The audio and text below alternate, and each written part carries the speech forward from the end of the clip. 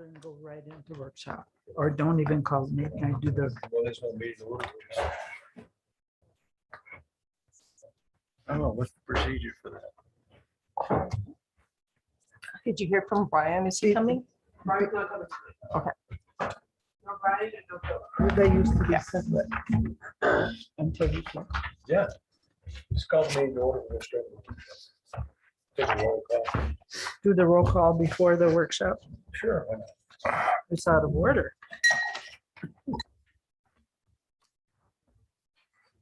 Sarah's the only one.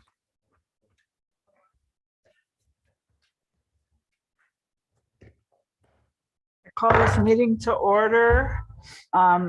Skip the roll call. Wednesday, October 20th at 6 p.m. And we will start with the budget workshop. Ed, you're on. Okay, thank you very much.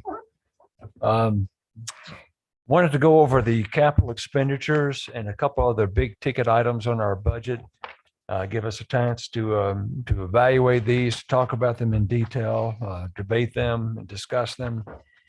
This is our proposal that I presented 2 weeks ago with our preliminary budget presentation. So on your desktop and also in your packet, you have two documents. One is the budget, the draft budget. The other one is a list of our capital expenditures.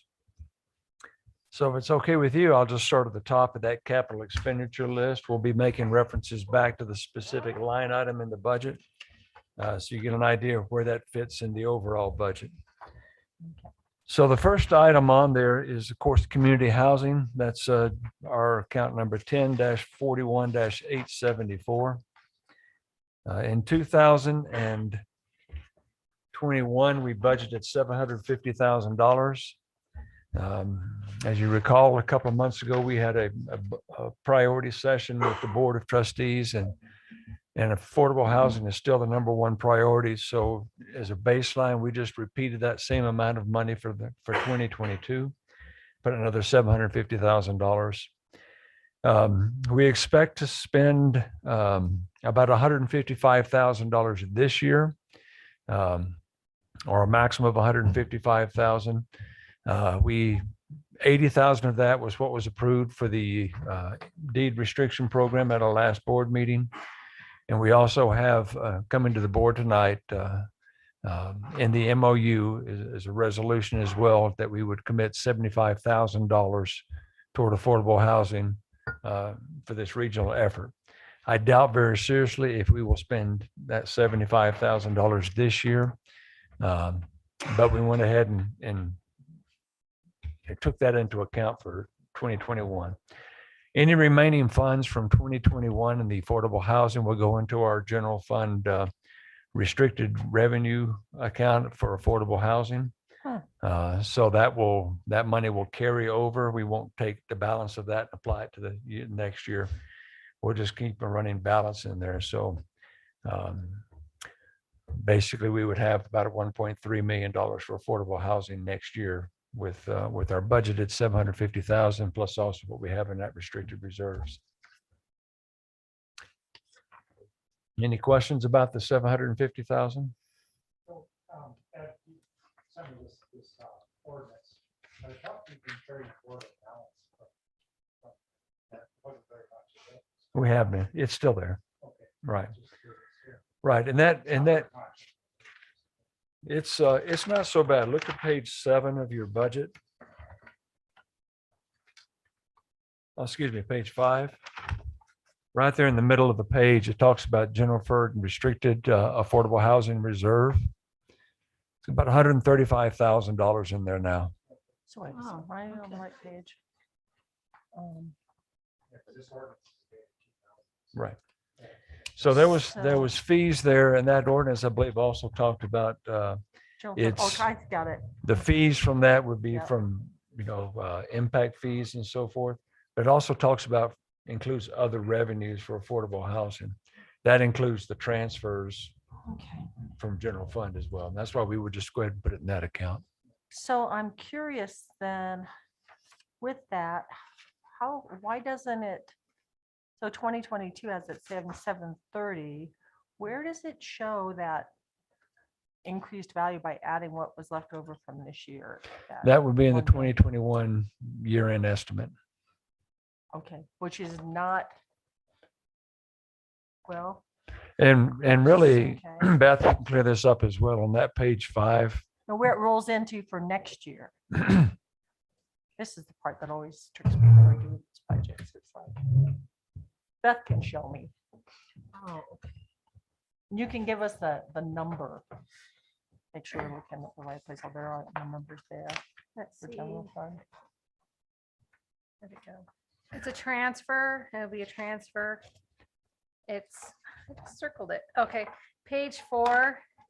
At the bottom of page 4, there's transfer to committed reserves. Okay, So I'm gonna take $595,000 and move that to the affordable housing reserve. okay, I just haven't done that Gotcha. journal entry yet because I 10-4. want to make sure Thank you you. guys were cool. happy with that. So Thank you. that's where that is. So this is the So- transfer to CAF. No, it'd be the transfer to the affordable housing reserve. Which The line? bottom line. 10,997. Yes. And Yeah, what it's line lumped is in that 1.1 million. in the green column. What is transfer to CAF? The CAF is that capital Capital asset fund. Asset fund. Yeah, that 550 is to help with all those capital projects in that fund. Capital asset fund. Yeah. Gotcha. Yep.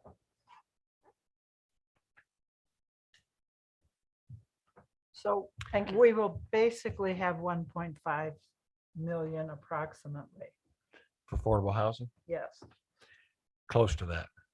yeah, Probably close to 1.3, but okay. all right. I thought the 750,000 was a good number. We don't know what the what's going to come up with affordable housing as we move toward a regional housing authority. But also that those funds could be used for property purchases. So the more money we have in there, probably the better position we'll be in. Gives us a little more flexibility.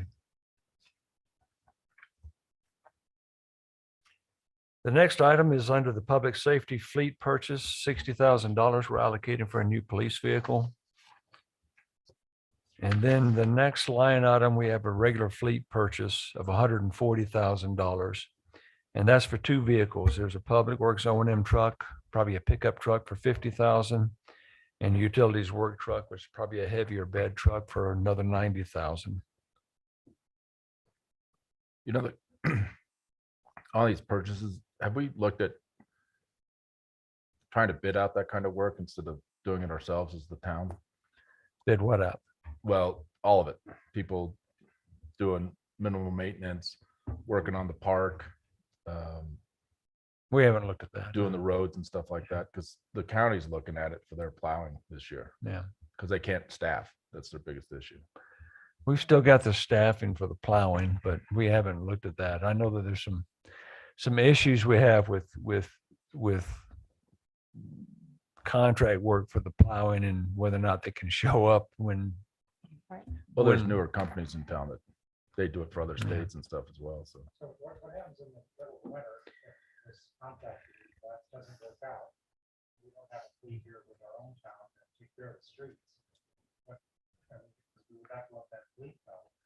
We can't keep up the fleet if we're not gonna be working. Well, that's why you have the contracts you have with them. I mean, to make sure you write a good contract. Send a nice message for public service people. I just think that, this town absolutely 100% depends on the streets. That's why it's been kept in the public sector, is that we were responsible to make sure that the town functions. And if this town can't function, if something happens to a snowball contractor, middle of the winter season.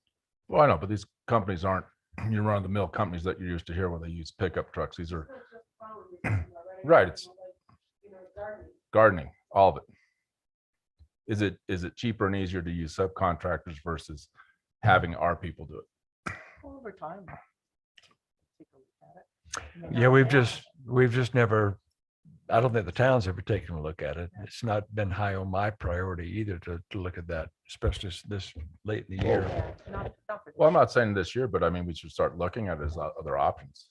That's Or- something I've always talked about with my public works departments is what about some of these services we're doing like parks and mowing the parks and the right of ways and so forth like it. It's easy enough to get an estimate. Right. To maybe delegate part of that responsibility, but we are understaffed in public works. So I agree there may be some value in doing that.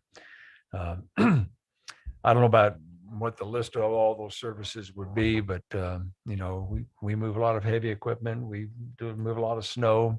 We take care of a lot of parks. And other than the fact that we've been a little shorthanded with landscaping, I think the town has been doing a good job of keeping up with Well, everything. It's just budget wise. How does it work out better? Is it better or worse budget wise? Yeah, we'd have to evaluate that. But we also have to look at the back, and you have to look at town staff that's dedicated to this community. I've been here a long time. Learn the community, develop the community. And we live in a final, we can't talk about it. So we tell them, we as town representatives, make pledge to our community that. But again, our numbers, some really good contractors out there, but they're having trouble finding help too. Well, some are, We some are. we can't control their wage scales and how they treat their employees, or maybe their business sells in the middle of the winter. The owner just goes, Well, there's 1,000, I mean, our entire crew could quit in the middle of the winter. And what do you do, Andy?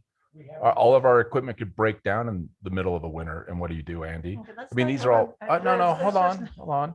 These are all probability. You're throwing all your probabilities at me. I'm throwing probabilities back at you. I think we've already, Right. We have control over it. You don't have control if the staff quits. You don't have control if the staff quits and you don't have control if the staff quits for a private Correct, company either. same. And Thank you. Let's move on to more budget. This is not budget. I know every time I disagree with This is Andy, not- I know, everybody but gets it's- upset. I disagree with you, Well, just Andy. 'cause it I takes think up it's, so no, much we have said that we were going to look into it. and I was good with that. He continued talking. Cutting you off too, Mr. Miller. Okay. So we'll move on. This rumor has gone on with the staff, they're having enough trouble hanging on to the bill. Oh, gotcha. So I want to pledge to the staff that they have a job. So and that's all I'm trying to do is make this. Yeah, I heard your argument. We're good. You So, can move on. Okay, speaking of moving on. I will say that both of you have some very good points. And both of you are bringing up topics that I have given consideration to. And in fact, in part of this capital expenditures that I want to go over with you, there are a few instances where I am looking to outsource, where I am looking to do things a little differently than how we've done in the past. Next is the heavy equipment purchase. That's the line item 30-40-755. And we've budgeted $450,000. And that's to replace an ancient loader that we have with a new cat for $300,000 and a new haul truck for $150,000. One of the things that I've asked Russell to do is to look at maybe lease or finance options instead of us just making a big capital purchase like this. Simple math tells you that for about $120,000 a year, you could finance both of these pieces of equipment for 4 years and pay it off. I look at the lifespan of a cat, which is probably somewhere closer to 15 to 20 years. And to pay for it cash up front has some advantages, but it also has some advantages to spread those payments out over a period of time. All these equipment companies are offering this, You can, attractive financing. Yeah. all I'm saying is we're budgeting the purchase price in case we can't find a lease option for that. But if we could find a lease option, if we could find a finance option, even through a local bank, then we'll probably explore that instead of just making a big capital purchase. What do you mean by a haul truck? A dump truck, essentially. Okay, that's, yeah, haul truck is those great big ones that can't drive on the road. So No, these will be Maybe- able to drive on the road. change it to dump truck. then. Okay, It's the wording. Water trucking. Yeah. okay. I think Good it to is a clarify. haul truck. That's what Russell said, so. probably want it. I think there's a difference. There Dump is a truck and difference, this but I truck. can't imagine what use we would have for a haul truck. That's what Clark is talking about. For hauling the dirt. We don't know what Clark's using, but he's not using a road equipped vehicle right now. That's what she's saying. And that's what, And that's a that's haul what, truck. and we're addressing that as well, but we're not going to be buying the same vehicle we're telling him not to use. Can I ask about the lease real quick? Are you talking about like a rental, basically? Like a real lease, like a 5-year lease? with a- Yeah. like this, or you need a- A lease purchase plan or something like that. Okay. Yeah. I would be against it. If I had to say that. We'd rather just buy it with payments. if we could do that. All I'm saying is we're going to explore different options so we can make a good decision about what's the best way to obtain this vehicle. Katie, it would be to own. Right. It wouldn't be like renting it. Not like a leased car. or anything.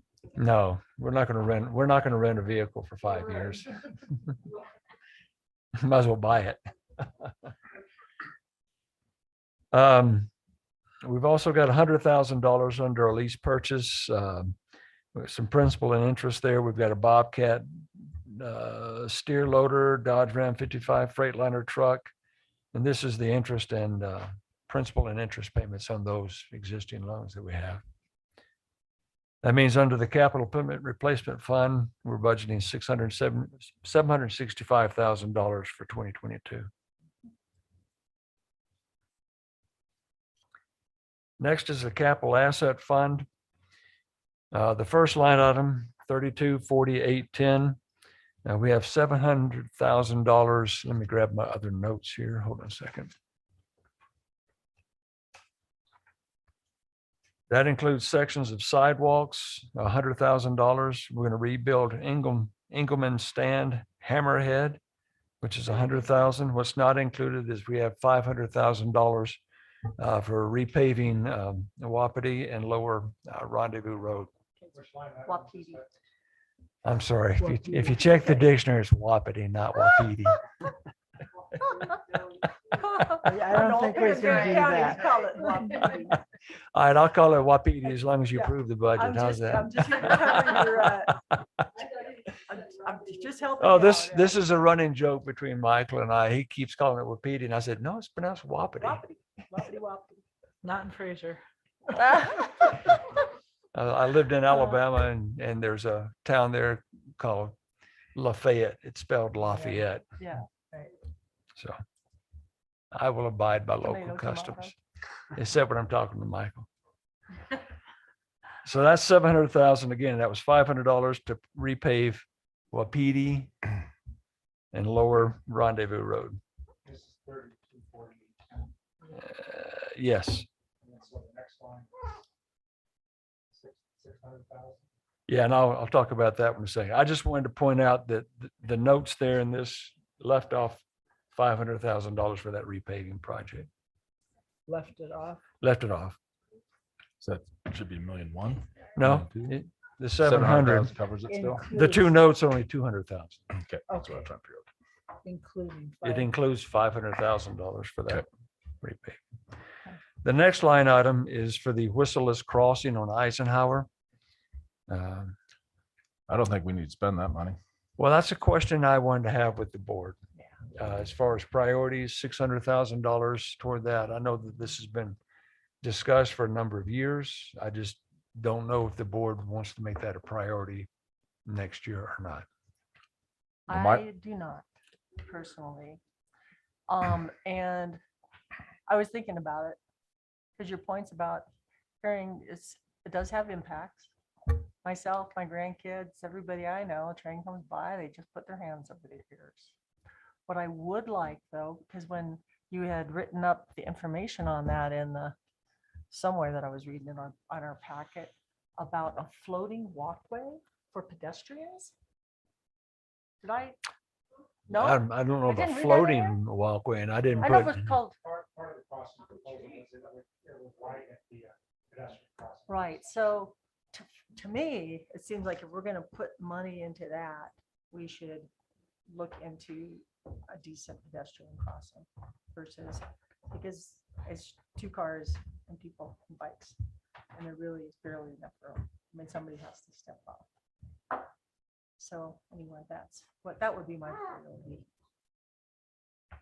My own voice, I guess, but the only study I point to is that the studies on crossings where this is the main priority. On the south crossing.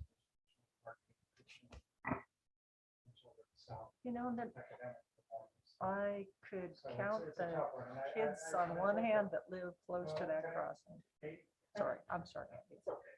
I think of Andy and his wife there, and Mercantile, Mhm. you live right on top of them. Obviously, all of the different distances from the crossing, we all grow used to it, but I still think it. And quiet is always something that I think is well worth investing in. See if there's some way to make sense. So I just figure that money could go towards employee housing, which is a much greater need than Whistleless crossing. That's going to just increase the value of properties around it. So Well, So- the way we have our funds set up, you've $600,000, which is in our capital asset fund, is basically a street fund. that's fine, whatever it's for. So it's, we'd have to check into legalities of reassigning that money to maybe the general fund as opposed to the street fund. I don't, it starts as a transfer anyway, doesn't it? See, So we just simply don't transfer that money and keep those funds where they are. so I would like to circle back to maybe using some of those dollars this next year for planning, because when they're done with the apartments, the mill apartments, there's going to be a lot more traffic and pedestrian traffic through Old Town. And I would love to see us do a traffic study, work with a safe route to schools, and work on, it's going to take shifting the street and to put in a sidewalk, but that would run along Norgren to the school and the library, and also take a right peel down Eisenhower and across the tracks.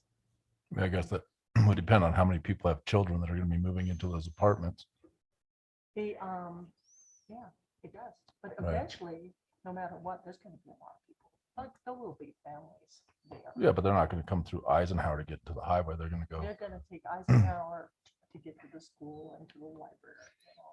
and all that. Can I interject for just a second? Yes, We haven't gotten to this part of the Okay. brief. If we keep the way we're all going, right. we may not get to it at all. Okay, We do have under one of our line items, which is not in the capital expenditure list, gotcha. That's fine. we have $150,000 budgeted under line item 1045-370 to update our comprehensive plan, which hasn't been updated since 2010, I believe. Okay. It's an old plan. Sounds about right. Those plans need to be updated about every 5 to 7 years at the most, and ours is really outdated. The comprehensive plan will look at things like pedestrian traffic and where your growth corridors are. And they'll also be looking at those infrastructure. So you'll have some of what you're asking about will be addressed in that comprehensive plan update, I would imagine. Okay.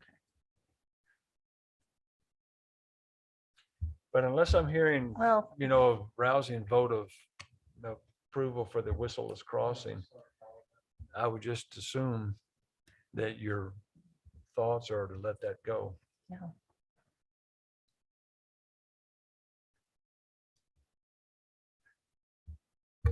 Would you say we can't, so can we just cross that off as a line item? Because if we do, then our budget balances, as you know. It does. It's Because all that money kind of from, amazing how that worked out. We could have $100 or so. sure.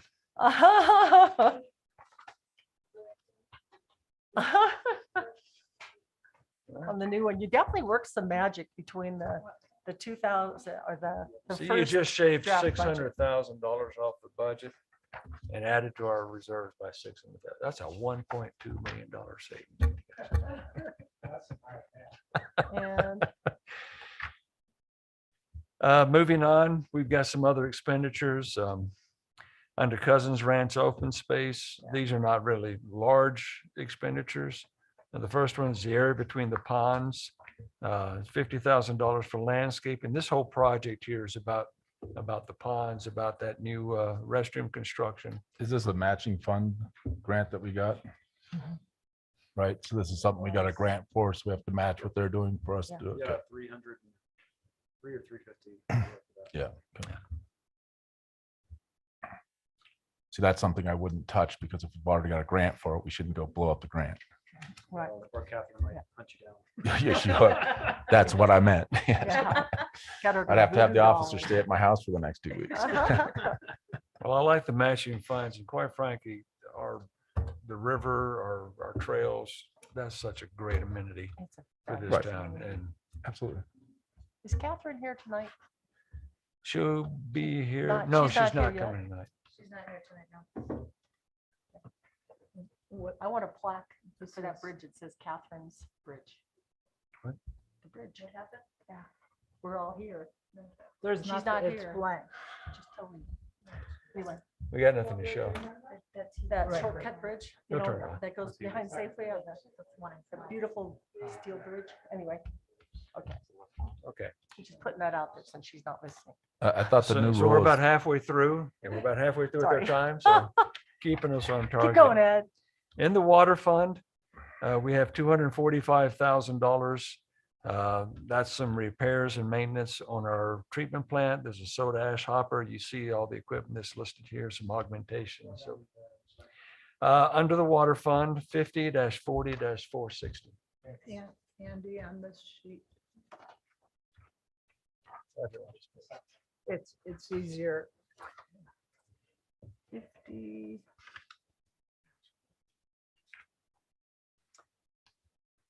The next line item, we have 162,000. These are mostly repairs and maintenance items, but because of the dollar figure, I just wanted to point those out. To me, maintenance and repairs doesn't always fall under capital plans, but because of the dollar figure, we thought it's important. We have some valves, some fire hydrant repairs, blow-offs and so forth, and testing, plus $50,000 in normal operations. are those blow-offs because the system doesn't loop, or are those blow-offs because we need to clear out the fire hydrants every so often? Yes, Both? both. What would it take to get it to loop? Somebody'd have to put in a lot of infrastructure and loop the system. And typically, we would require developers to do that. I think just because of how Rendezvous laid out, there was Oh, that's some, what's up when we go up to the rendezvous side, yeah. there are a lot of dead end, Would be- dead-end lines. We'll be starting to loop once we hit, no, it wouldn't, would it? Because they keep going up to the dead ends, don't they? I have to talk to Russell about what the long range plans are. I think most of that's built out. We're just going to have to deal with the dead ends. Yeah. But blow offs, you draft or drain the system, it gets, clears out sediment. There's a lot of reasons why you have to Right. do these. Yeah, especially if it doesn't loop. I get it. Under capital projects, we've got 805,000. This is line item 50-4730. We have a water main replacement on Byers Avenue. There's roughly $300,000 budgeted for that. We've also got coil loop and valves, 50,000. Tarnigan blow-offs, 255, pressure reducing valves, and the Maryville Fraser system, 2 of those for $20,000. 20 or 200? Excuse me, 200,000. Yeah, that's what, those are the ones, as you get into those bigger numbers, it seems like there should be something we could do if this is year over year. So where are those balls that we wanted? You'd have to talk to Adam on that.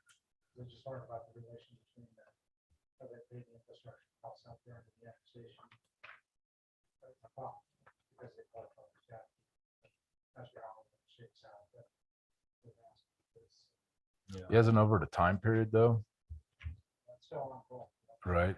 So, Yeah, Hmm. I'm with you there. I know the water main replacement is our.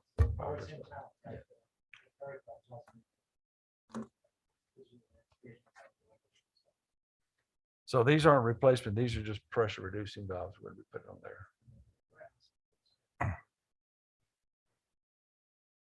It's infrastructure for the water system.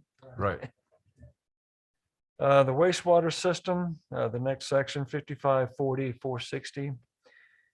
We've got $150,000 for, we want to do sewer system jet and video and point repairs for 85,000.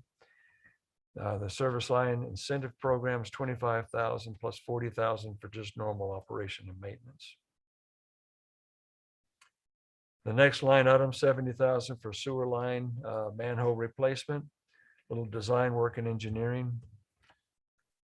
And I don't know, isn't Russell able to do that kind of engineering, or is his PE doesn't count for that? Professional engineer, there's different specialties.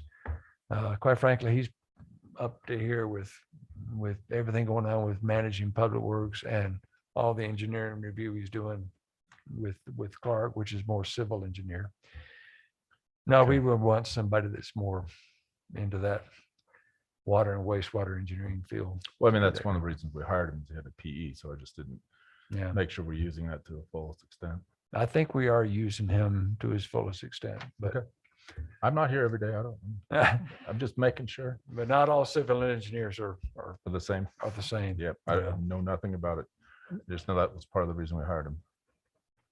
To go back one line, the service line incentive program.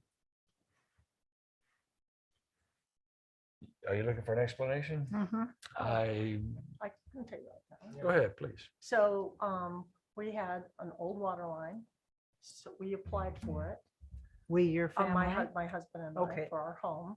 We had our line replaced, and we paid the contractor, and I think the town allowed for, was it 4,000? I can't remember the So- dollar amount. 3,000, anyway, gave us credit on our water bill. So, water and sewer bill, so we didn't pay our bill for about a year and a half. So that's the incentive for homeowners to replace those leaky lines that are causing. Do you remember what kind of line they took out? Was it galvanized or No, it was clay? clay. Yeah, that's what I thought. It's an I&I incentive program. Yeah. Okay. Yeah.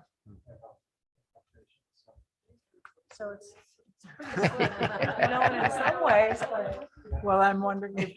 it doesn't really cost the Myself, town all too. that much money because they don't.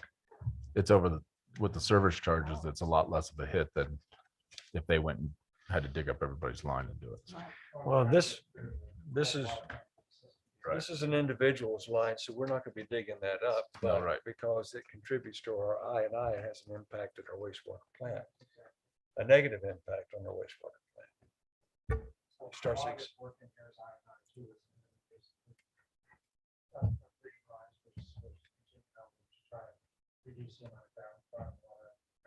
Right. Part of, I wanted to have a dedicated I&I study, but Adam was telling me that part of their planning process, they're gonna cover the I&I, plus they've had different studies over the year. We just need to pull that together. Because we do need to address I&I, especially in Old Town. But also we need to have a thorough inventory of where our clay pipes are. And we do, down under our GIS system, we know where the clear pipes are. We just need to build a capital plan that we have so that we can start replacing these lines. I think the water mains are in the street, but the sewer lines are in the alleys. So we're going to be planning in next year when we do our CIP of okay, here's our needs to replace those aging sewer lines, which is going to help with I&I, which is going to get rid of those clay pipes and put in plastic. But we also have to have a plan so that we can come at it every year and chip away at this over a period of time. And then we got to find dedicated revenues to pay for it too. So that completes the capital expenditures. But what I'd like to do is everyone, if you'll take this budget draft, I'd like to go over a few items since they're here as well. I've already mentioned one on page 2. That's line item 10-45-370. It's under other professional fees. Yeah, I had a question mark by that. 2021, we budgeted 90,000. In 2022, we're budgeting 210,000. That includes $150,000 for that comp plan update. So I doubt if we'll spend the whole Yeah. $150,000 during 2022. We'll have to go out with requests for proposals and then get on the schedule on that. So comp plan update usually takes a little over a year. So I was gonna say, if we didn't have to rush it, that might be a little better. I don't think we have to rush it. I think, in fact, we won't rush the plan. But we need to start it in 2022, Yeah. start the process. Okay. So that 150 still leaves $60,000 pretty much for other professional services. And that's usually engineering fees. The only reason I meant rushing it is when we did the code overhaul, I thought we did a really good job, and then we found a bunch of holes in it as we were moving forward. So Yeah, you got to review that stuff. yeah, it's been tough. The lawyers kind of rushed it at the end. I don't know if were you with us then, Michael, when we started doing that? I think it's coming right on when you get to. Yeah. So the lawyers kind of rushed it at the end and left some holes. So Uh, not Lawyer- their fault necessarily, but just Darn lawyers. dang lawyers. The next line item is on page 3. This is line item 10-45-670. It's under property management for 107 Eisenhower Drive.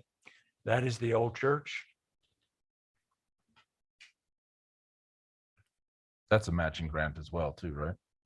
No, No. there's no grant for that, but we bumped this up roughly $50,000 for renovations of the bathroom and the kitchen. Of course, I think we'll have other discussions about the church renovation. That's on the agenda tonight because there's some bigger thoughts there. But for now, we've just earmarked an additional $50,000 so that we could make those updates on the kitchen and bath if needed.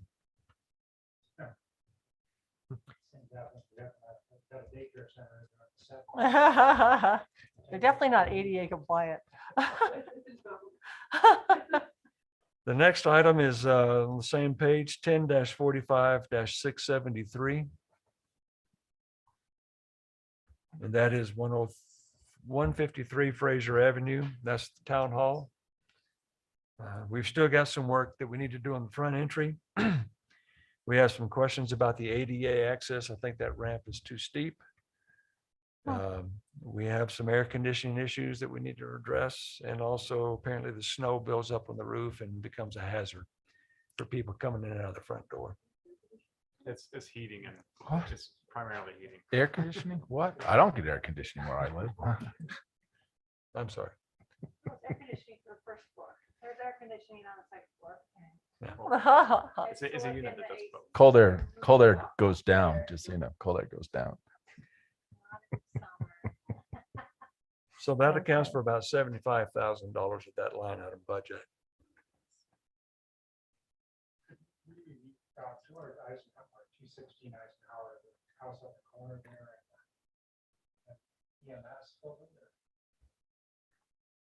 216, there's nothing. Yeah, we're not planning on spending any money on No, those. I'm just curious, I'm trying to keep myself up to date as to what we own, housing options. Yeah, so. Okay. Yeah. We do lease that building out, so we do get the trickle of revenue, I think 400 a month or 600 a month or something for that. For that one right next to the railroad tracks on Eisenhower, We had a. we the had a- dog grooming place. We had a list of town properties before that we looked at. I think you're listed right here, Andy. Yeah. Well, I know, but we have that dog property down by the. Mhm. Yeah, so. Is that 400 Doc Susie? Yeah, that house is gone. That was the old house. That's pretty, right. Yeah, the one that got taken out.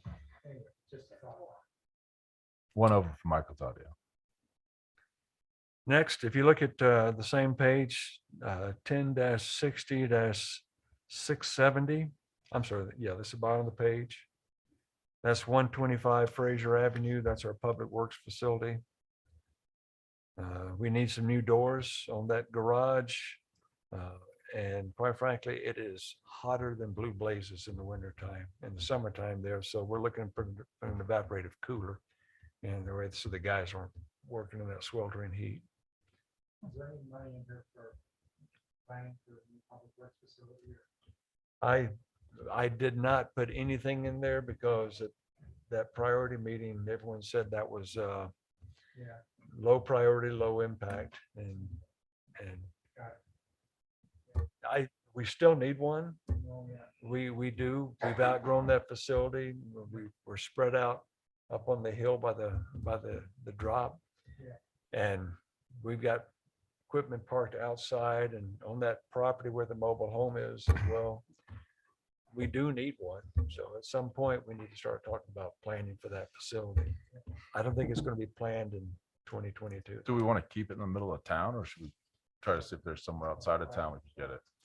Be honest with you, that $600,000 for the Whistleless crossing, you could put $150,000 toward engineering for the public works facility, and that way you'll have a plan. But you'd have to figure out where you want to put it as well. I wonder if we can. Well, the pole yard's one if we can get that. We just don't know what's going on with that lawsuit. That 5 acres that Clark has as a donation, can we split that, or does it have to stay one 5-acre piece?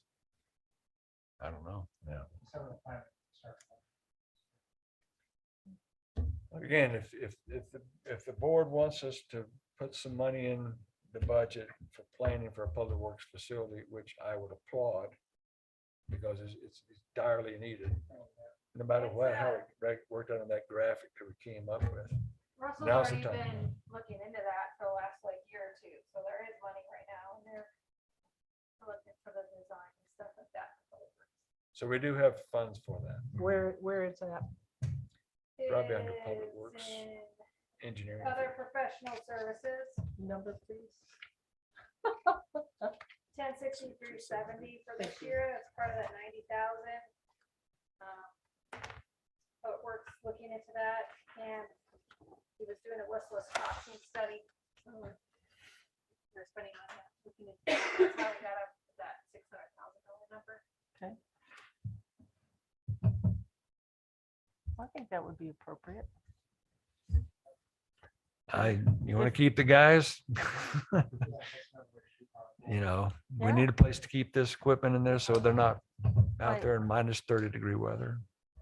Let's, Like the fire station, just out inside of it. that's one of the other topics of the bidding it out is the long-term cost of running it yourself. I mean, some businesses have vendors for everything. If we treat this town as a business, then you're gonna have more vendors than. Some communities Long-term. do, and there's several communities that they have a staff of like 7 because everything's contract services. And some of these are large communities. My concern is that being this mountain community, the resources are different than they are on the Front Range. I am reaching out to JVA, which is an engineering firm that's located here.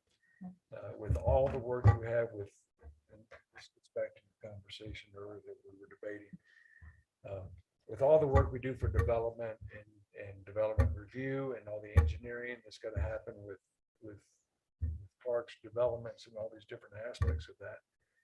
Right now, we're using an engineer out of Denver.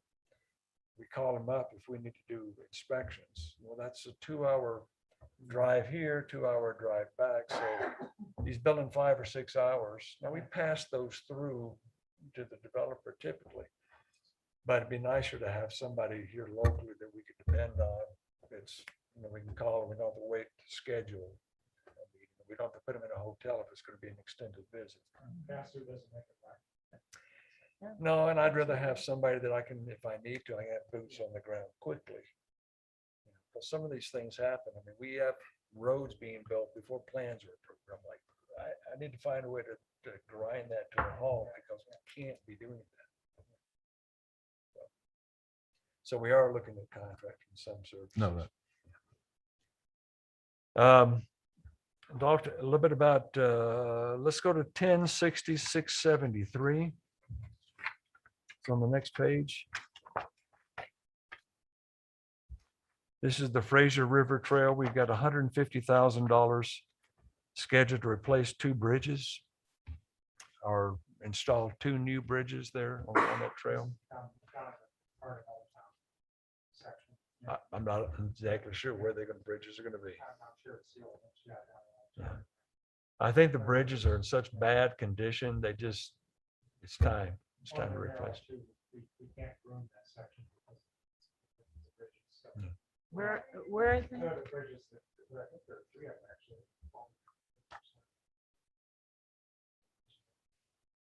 If you walk from Fraser to Wapiti, Oh, yeah.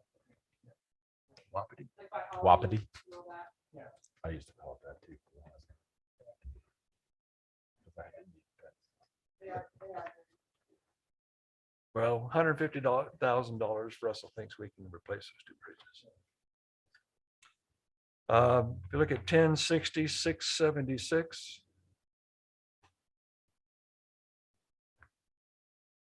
This is property management of, where is this?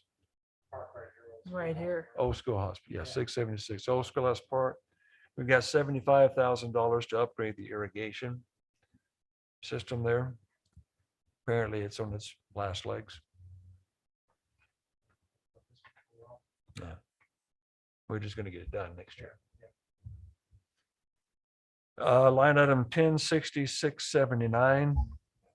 The school bus garage, that's in our public works. We need new doors because we're struggling to get equipment in and out of those old doors on there. That we take care of that property. We go to school, so, yeah. Get it out to Russell. Yeah.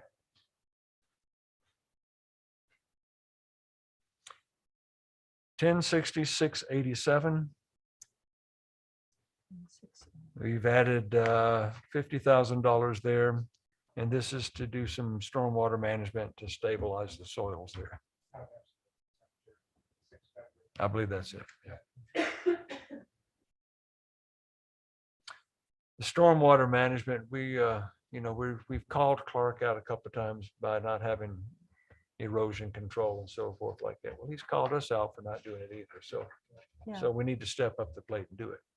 And yeah, I've got Should that have been a cost of the people that did the work originally? Shouldn't they have put in erosion control measures for that? We can fix that. I know, but we hired a group to do it. Well, they did. The town didn't do it themselves. Nick did the road. Right, so when you do the road, aren't you supposed to take care of the stormwater management, put in the wattles and all that? above the turn. Yeah, I don't know if if there was a contractor involved. I don't know when the work was done, but That hasn't been done. It's just been raw land. We've been using. So that's as a different storage spot? yard. Okay. When we took over that spot for the drop, that was what the yard was being used for public works. They just, when we got that land, it's just been used for raw land. There's still an old rusty car in one of the little ditches there. Yeah. So it's very, very raw. Okay, just making sure. Yeah. Just got the dirt up there. Right. couple of ones down, 1060-740, art in public places. Yeah. We budgeted $91,000. They talked to you a couple of weeks ago about expanding the mural festival in the next year. There's a $15,000 for a sculpture program, mural program, $15,000, and Oktoberfest of $5,000. We got to do some maintenance of one of those Zephyr chairs, and that's about $1,000. And they were budgeting $5,000 for a winter event. And when Sarah tells you about this winter event one of these days, you're going to say, that just sounds crazy, but should be fun. And it's not very far off from what we've budgeted in the past. We had 90,000 in 2021. We're increasing that to 191,100 in 2022. 2 more items, and then we can say we're done. 1065-670.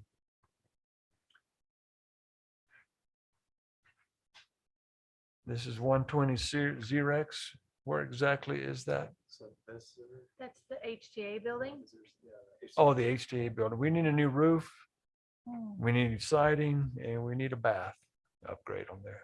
So we're budgeting $60,000 for that. So it must be maintenance of that. I Do we guess. get rent out of that building or is it just the, We do trades. Part of our with them. IGA with HTA okay, is we want to keep the cost as low as possible. So if we charge them rent, they're just gonna turn around and charge us for it. So. right. I'm just checking on how we, Besides, we're getting I them to couldn't remember. I groom knew some there was of our something we did trails there. too, so. yeah, no, I know. Yeah, it works out. Have you ever thought about putting a half month school at the Civic Park? Here, by this part? It's like something attached, that was like the lockout or something. We talked about that, but it's just the access to here, but for it, it's- there's no solution to it. Some type of mix. Yeah. I've seen that a lot. Process, so. So Well, what, and when you're at the park with the kids. so one more line item, page 6 of your budget. This is line number 12-4710. Trails operation and maintenance. You notice that that budget went from 20,000 to 185,000. That includes $115,000 to repave the Fraser River Trail. Oh, between Fraser and the highway, on the highway, that river trail. Is that correct? The one that's parallel to the highway? Yeah. That's paved. The It- Fraser River Trail, yeah. Yeah.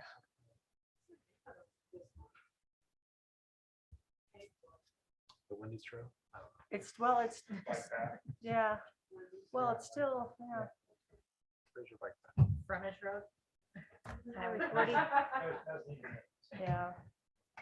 It does need paving.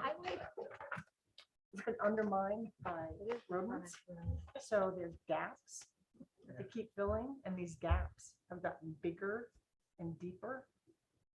And you think about somebody hitting it with a skateboard, with a front wheel, I mean, it could be catastrophic.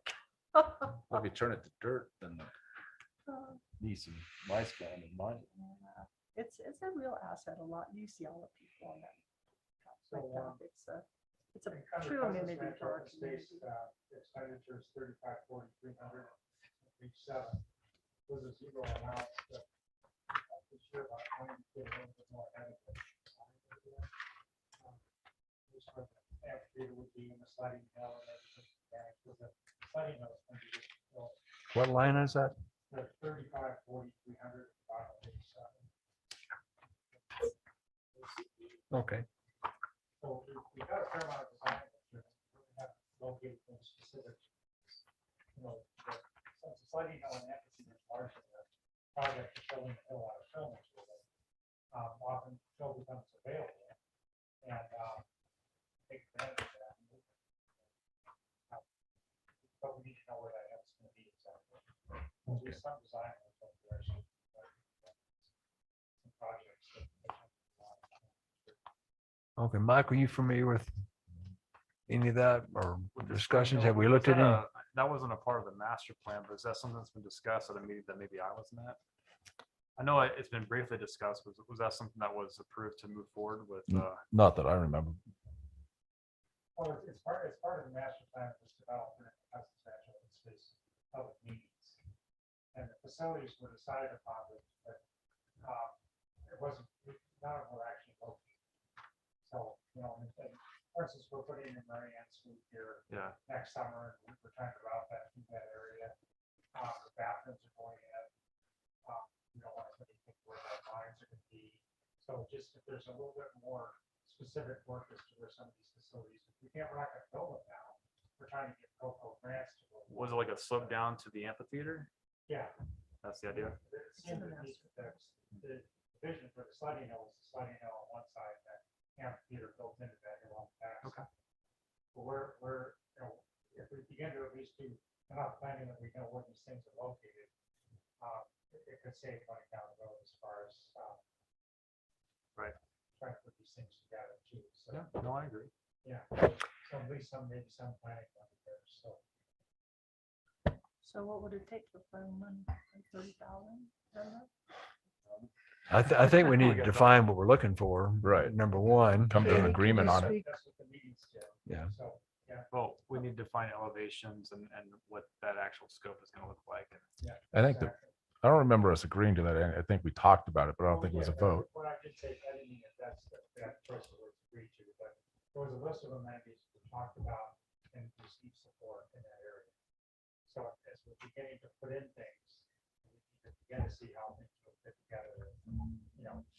So we need to find Right. this conceptual plan, but now, since we're actually building infrastructure down, I think it's worth some more conversations.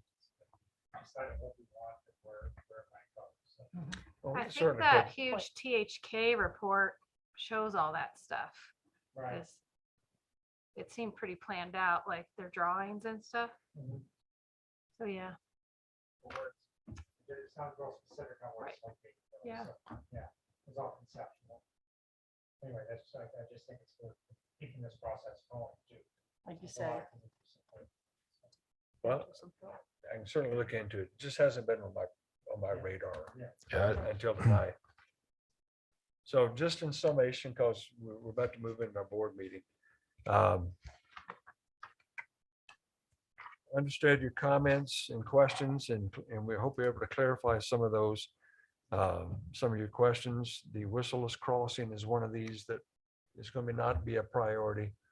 But we're going to look into the Public Works facility, what we've already have designed and planned. We're also going to take a look at that Cousins Ranch open space plan that you've been that you were talking Yeah, about. that's very. Okay. And to see what are our next steps on doing that. And we can throw an extra amount of money under engineering fees, under other professional services, under the general fund, or even that Cousins Ranch open space. To where if we need to spend some money to kind of tie all this together, we can do that next year. Otherwise, I'm just not that familiar with the project, to be able to speak. That said, yeah, we can do this. One of the big subjects we touched on before, but salaries and detention town staff. So, That's gonna be another meeting. well, that's why that design of that amphitheater and the sledding hills is a low priority for me, because I think we're gonna be spending a lot more to keep our staff around based on what people are asking for wages at this point. Yeah. apples and oranges too. It's all right. It's all money. We can always print more. That's a different level. I understand there's a big counterfeiting ring going around Fraser Valley. Yeah. Some $100 bills floating around. They got caught? Did they get caught? Oh, there's another group now? Oh my God, the poor teenagers. The General fund property tax 2020 at the very beginning of this is P34 and 32,575. Mhm. Is that, No, we have, I think I explained that 2 weeks ago. We have some extra funds that the county has collected. Beth can explain it better. They collect that fund and it gets paid back to us. And that's about 170 something thousand, I believe, was the number. like 133,000. I can't remember the Senate bill, but it's a Senate bill. So that's, The current Senate bill that they're, all the money's going to the counties and then we'll distribute it like around April, June. is it a one-time windfall? It might be, but they changed their form, their certification of levies form, so I don't know, it's at the bottom, so I don't know if it'll disappear next year or not. We're just happy to have it this next year. So our next hearing is November. November the 3rd, we'll have another work session.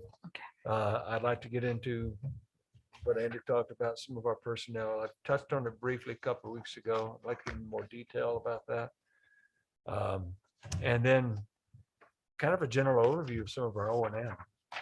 And unless you feel the need for a third work session, what we should be able to do is fine tune that budget, present that to the board.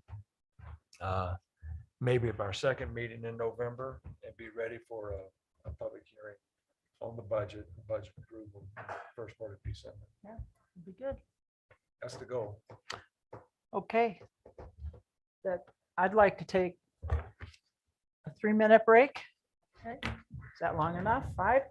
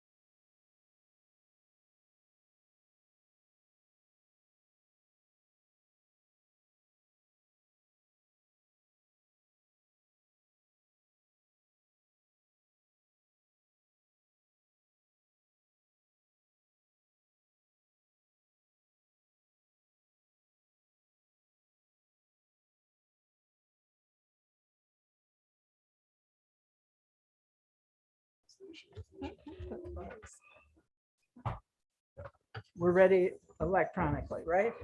We're ready. Okay, roll call.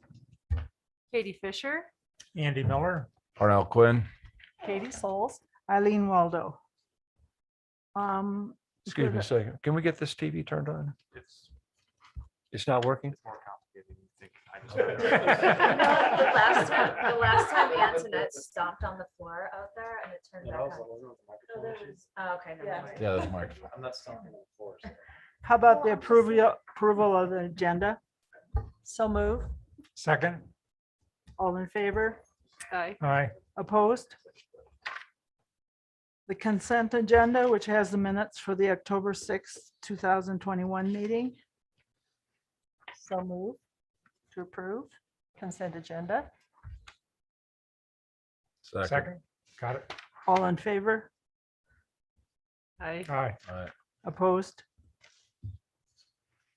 Okay, now we have our biannual update from our Board of County Commissioners. And I appreciate Commissioner Chimino coming I just leaving appreciate. practice early to get here. We probably could have scheduled you later too. It's fine. It's fine. It's fine. I'm happy. This is the priority. We got other coaches. This is great. I appreciate the chance to be with you all. I should have grabbed an agenda. When should I stop? You got 3 Uh-oh. minutes, Rich. No, we don't have times on there, Rich. Oh, I'm sorry. Okay. All right. Well, how about, should we plan for, I think my update will take like 6 minutes and then questions. And it is budget time. And so it's a good time to give an update to you. I gave an update to Town of Winter Park just yesterday. So we did our budget, preliminary budgets, not final, first week of October. And some of the highlights I think you might be interested in, and please during questions, open book, ask me any questions, but transit. So you and Fraser and Winter Park run a transit system that does do service to some unincorporated properties, streets. And this is public knowledge, I think. I'm sure it is. The First Transit is recontracting with the Town of Winter Park for the system. And the contract's good till I think August of 2022, but negotiations are now for the next, and I think the term is approximately a 5-year term, and it's going to be a lot more. Wages got to go up for the drivers. I think it was expected. You guys have been operating the bus with Winter Park for a lot longer than I've been looking at it, but yeah, the costs are really going up. And so what we've always had is a bit of an estimate. What is the value of the stops that are in unincorporated Grand County? And how much do those homeowners associations, some of the associations, pay in to the bus system?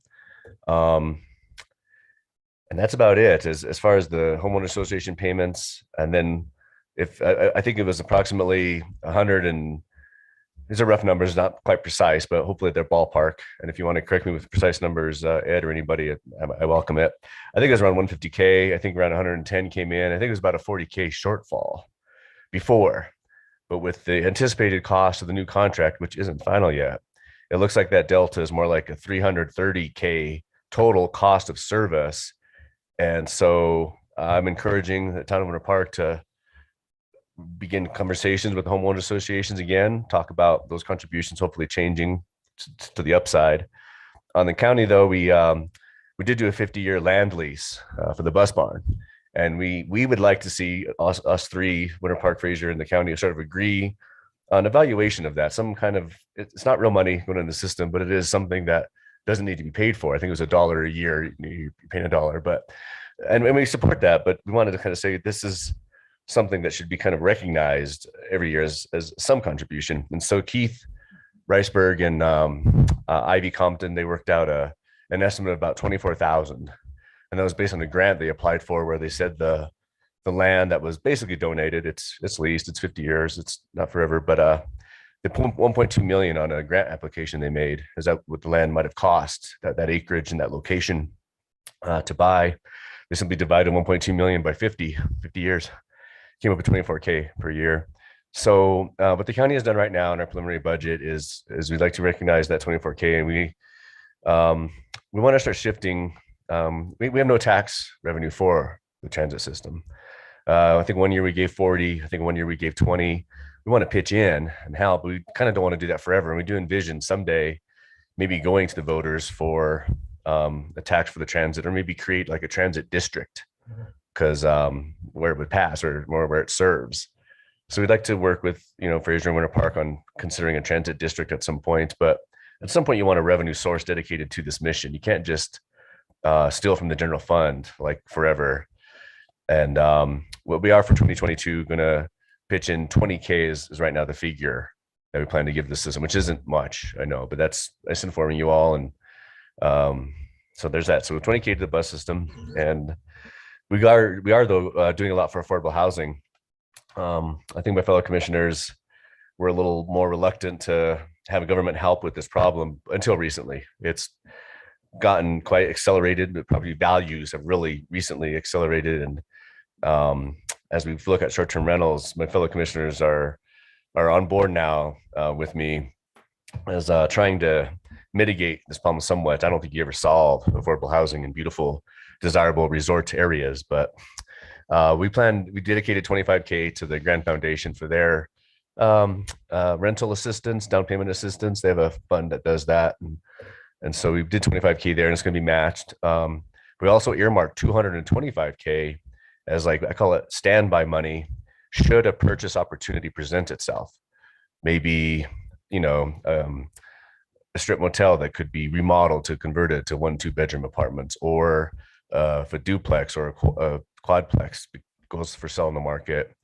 Megan Ladine said she almost had an offer ready, and the property she was looking at to use for affordable housing went under contract as she was calling people. So we have 225K reserved. If you find something for $1 million, $1.5 million, we're ready to pitch in our part if she's able to cobble together the rest of the funds. And Sheena Darland, our housing director, is helping watch the environment as well. So I just try to say that as, why aren't you doing more for the bus? Well, we're kind of shifting our focus towards affordable. And we talked about not putting any money into the bus, but we'll keep the 20K there. We are going in a lot heavier with affordable housing, and that's short term too. We really hope that in the town of Fraser and the town of Winter Park have been, a work group is happening to consider, I call it a regional housing authority. I guess whatever the experts decide on doing, maybe a multi-jurisdictional, pros and cons to different models, but a new housing authority. And I think it's going to have a border that includes some unincorporated territory. If so, it'll need to be approved by 3 entities: this town board, Winter Parks Town Board, and the Grand County, probably Board of Housing, I guess, maybe Board of County Commissioners. I always get confused, and they're the same 3 people, so it kind of doesn't matter right now. We might have a different housing board at some point, but yeah, I hope we form it, and I hope we do it soon. We earmarked $10,000. We were going to hire an attorney and offer it to the work group. We used a housing attorney for the LIHTC project that closed a little over a year ago now, I think, and that same firm was going to do it again, and they specialize in affordable housing projects and setting these bodies up. Winter Park informed me yesterday that actually, and you guys involved with this, Ed, I think the plan is to not only have an attorney help with the documents and help the board members decide, who votes on that housing authority. Is it a regional versus multi-jurisdictional, what the boundaries are, but let's, and also do a housing study, another one. So they're looking at 75K because the housing study costs a good like 50, 60K. And it'd be just for the wherever this is. And so that's a lot bigger than the 10K we were looking at. But I want to go back to Merritt and Chris and see if the county would pay a third of that. And it may come in less. We'll see what the bids, how the bids come in. But and I can't speak for my fellow commissioners, but I feel confident that that's a contribution, a third. I think they'd be comfortable with that and pay for the services, set this up, and we'll support the work group, but the work group's going to lead this. But honestly, those are kind of my highlights. Oh, and last thing I wanted to say to you guys was, I don't know how closely tied the Fraser Public Arts Committee is to the town council, but I informed the Public Arts Committee on Friday that it would be welcome for conservation trust funds that the county has if the Arts Committee wanted to submit an application to buy the Jack Kerouac statue with the CTF funds and work with the Public Arts Committee to find a location for it. Maybe the Public Arts Committee would have to pay for the pedestal or something if you mount this thing. But the artist, Howard Neville, his Eisenhower is in your town limits, and he wants the Jack Kerouac in Fraser as well. He lives like Grand Lake, but he said that many times. I've been to some presentations he has with the Jack Kerouac statue, if you're familiar with it. So hope we go through with that. I hope that application comes in, and I hope it's bought, and I hope it's stored somewhere over the winter, because we probably don't want to mount it in the winter. We'll wait till the summer to put it wherever the Public Arts Committee or your town trustees decide it should go. I did that today, actually. You applied? Yeah, and I talked with your attorney, Chris, so we're working on it. Thank you, Sarah. She's on the Public Arts team. Anyway, sorry, there's a lot unsaid, except funny story, because I did leave football practice and officers got to close his ears real quick, but it was no kidding. Like, going up Red Dirt Hill from Granby, there's a turnout parking area kind of place. And yep, there's a sheriff vehicle right there. And maybe 69. I was, but it was like, oh, there's lights. I pulled over on the way to this meeting. I'm gonna be upset, but he didn't pull out. So, so it's all okay. Good. Anyway, so seriously, guys, if anything been on your mind, or it was pretty, I guess it was longer than 6 minutes, but those are the topics I wanted to hit. Questions, please? So Rich, just to be clear though, your sales tax revenue does depend somewhat on the bus system. I mean, that's all this infrastructure where people spend money to pay sales tax to the county, which is generated in the community also. So there's some reason for county money to go into the bus, because the bus does help with the overall retail and sales tax picture. So, and actually that's how, of course, ours is a dedicated sales tax to the bus, but we have to cross dip sometimes too. So because it's an overall piece of infrastructure that's critical to the economic health of the community. So There are some stops in the county. Yes, there are stops in unincorporated Grand County, and that's the 330K is the valuation of those stops. right, yeah. Yeah. And one of the biggest areas that's not served by an HOA obviously is Tabernash. So that's becoming more and more critical of a location for fairly low cost housing and service businesses, all the things that go on at Tabernash to really support the overall economy. And in Tabernash, the sewer plant is a water and sand district, right? Yes. But it's county owned, or? It's a part ownership. Right. I think I should know this, and I've been Yeah. briefed. I think we're a third or maybe a half, but we're a significant part of that district. Yes. Because I kind of wonder where that's, I just was thinking as I came through there tonight, it's obviously a place where more housing could be located. It's pretty central to both communities, Granby and the Winter Park areas. So I just kind of wonder how that plant's doing. I know we've got from what I understand, a really good water and sand board down there, and pretty far-sighted. But it's an important piece of the community that is not unincorporated. So. Yeah, I agree. And Red Hawk Ranch just did their preliminary plat yesterday with the BOCC. Right. And so it looks like that development is moving forward. And how many units? Well, it's 92. Okay. Well, there's going to be more. It's 92 that are single family homes, and they have 5 lots that are identified as multifamily dwellings. They don't have the number of units yet, 'cause they're not sure, how many apartments per building yet. But so it'll be more than 92. It'll be 92 plus 5 lots of multifamily. Right.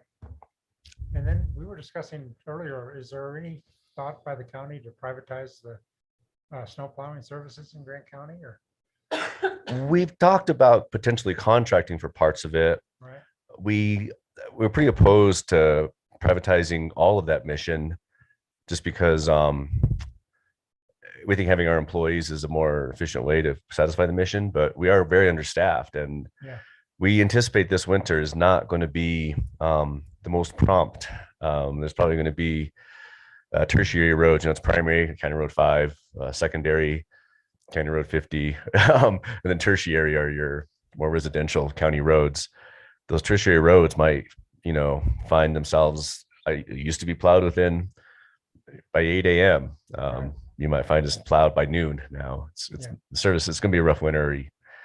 We raise pay. We have signing bonuses. We're not cutting staff. No one's applying. Yeah. Are you doing anything to incentivize the employee housing density increases? Yeah, one of our planning commissioners is, as on the private side, is plans to do a 35 unit development that's going to require a variance on the height requirement, because he wants to go higher, and he has a location that he thinks doesn't really block views and that should be allowed. He wants to have a variance on density more than the county regs and some third factor, and he's going to meet with the planning department tomorrow for that. But what he wants to do is get those variances for himself, but also make it a change in policy for anybody. And we want to watch that go through the process. And, it's kind of very synergistic, that because we've got to do all this work for this one, which happens sometimes. You have exceptions and you do all this work, and then, you're back to the same old regs. Do all the work and change the regs at the same time. It'll come back to the planning commission and all that. But I'm hopeful that we find some criteria that's comfortable to, I forget what you asked in your wording, but relax our restrictions to, I don't know if it would incentivize, but at least open the door so that one can build. And Well, that's one of the major problems with the housing is to keep it affordable. You got to increase the density per lot. And quite a bit to make it work out. Yes, and I want to create a new type of zoning. You know, we've got forest and open, we've got agriculture, you've got commercial, you've got residential. I want to create a Grandma Miller's zone category, dry cabins with the pump house and the septic. And I think right now there's a Colorado state law that one can't have long-term rentals if they're not supplied with water.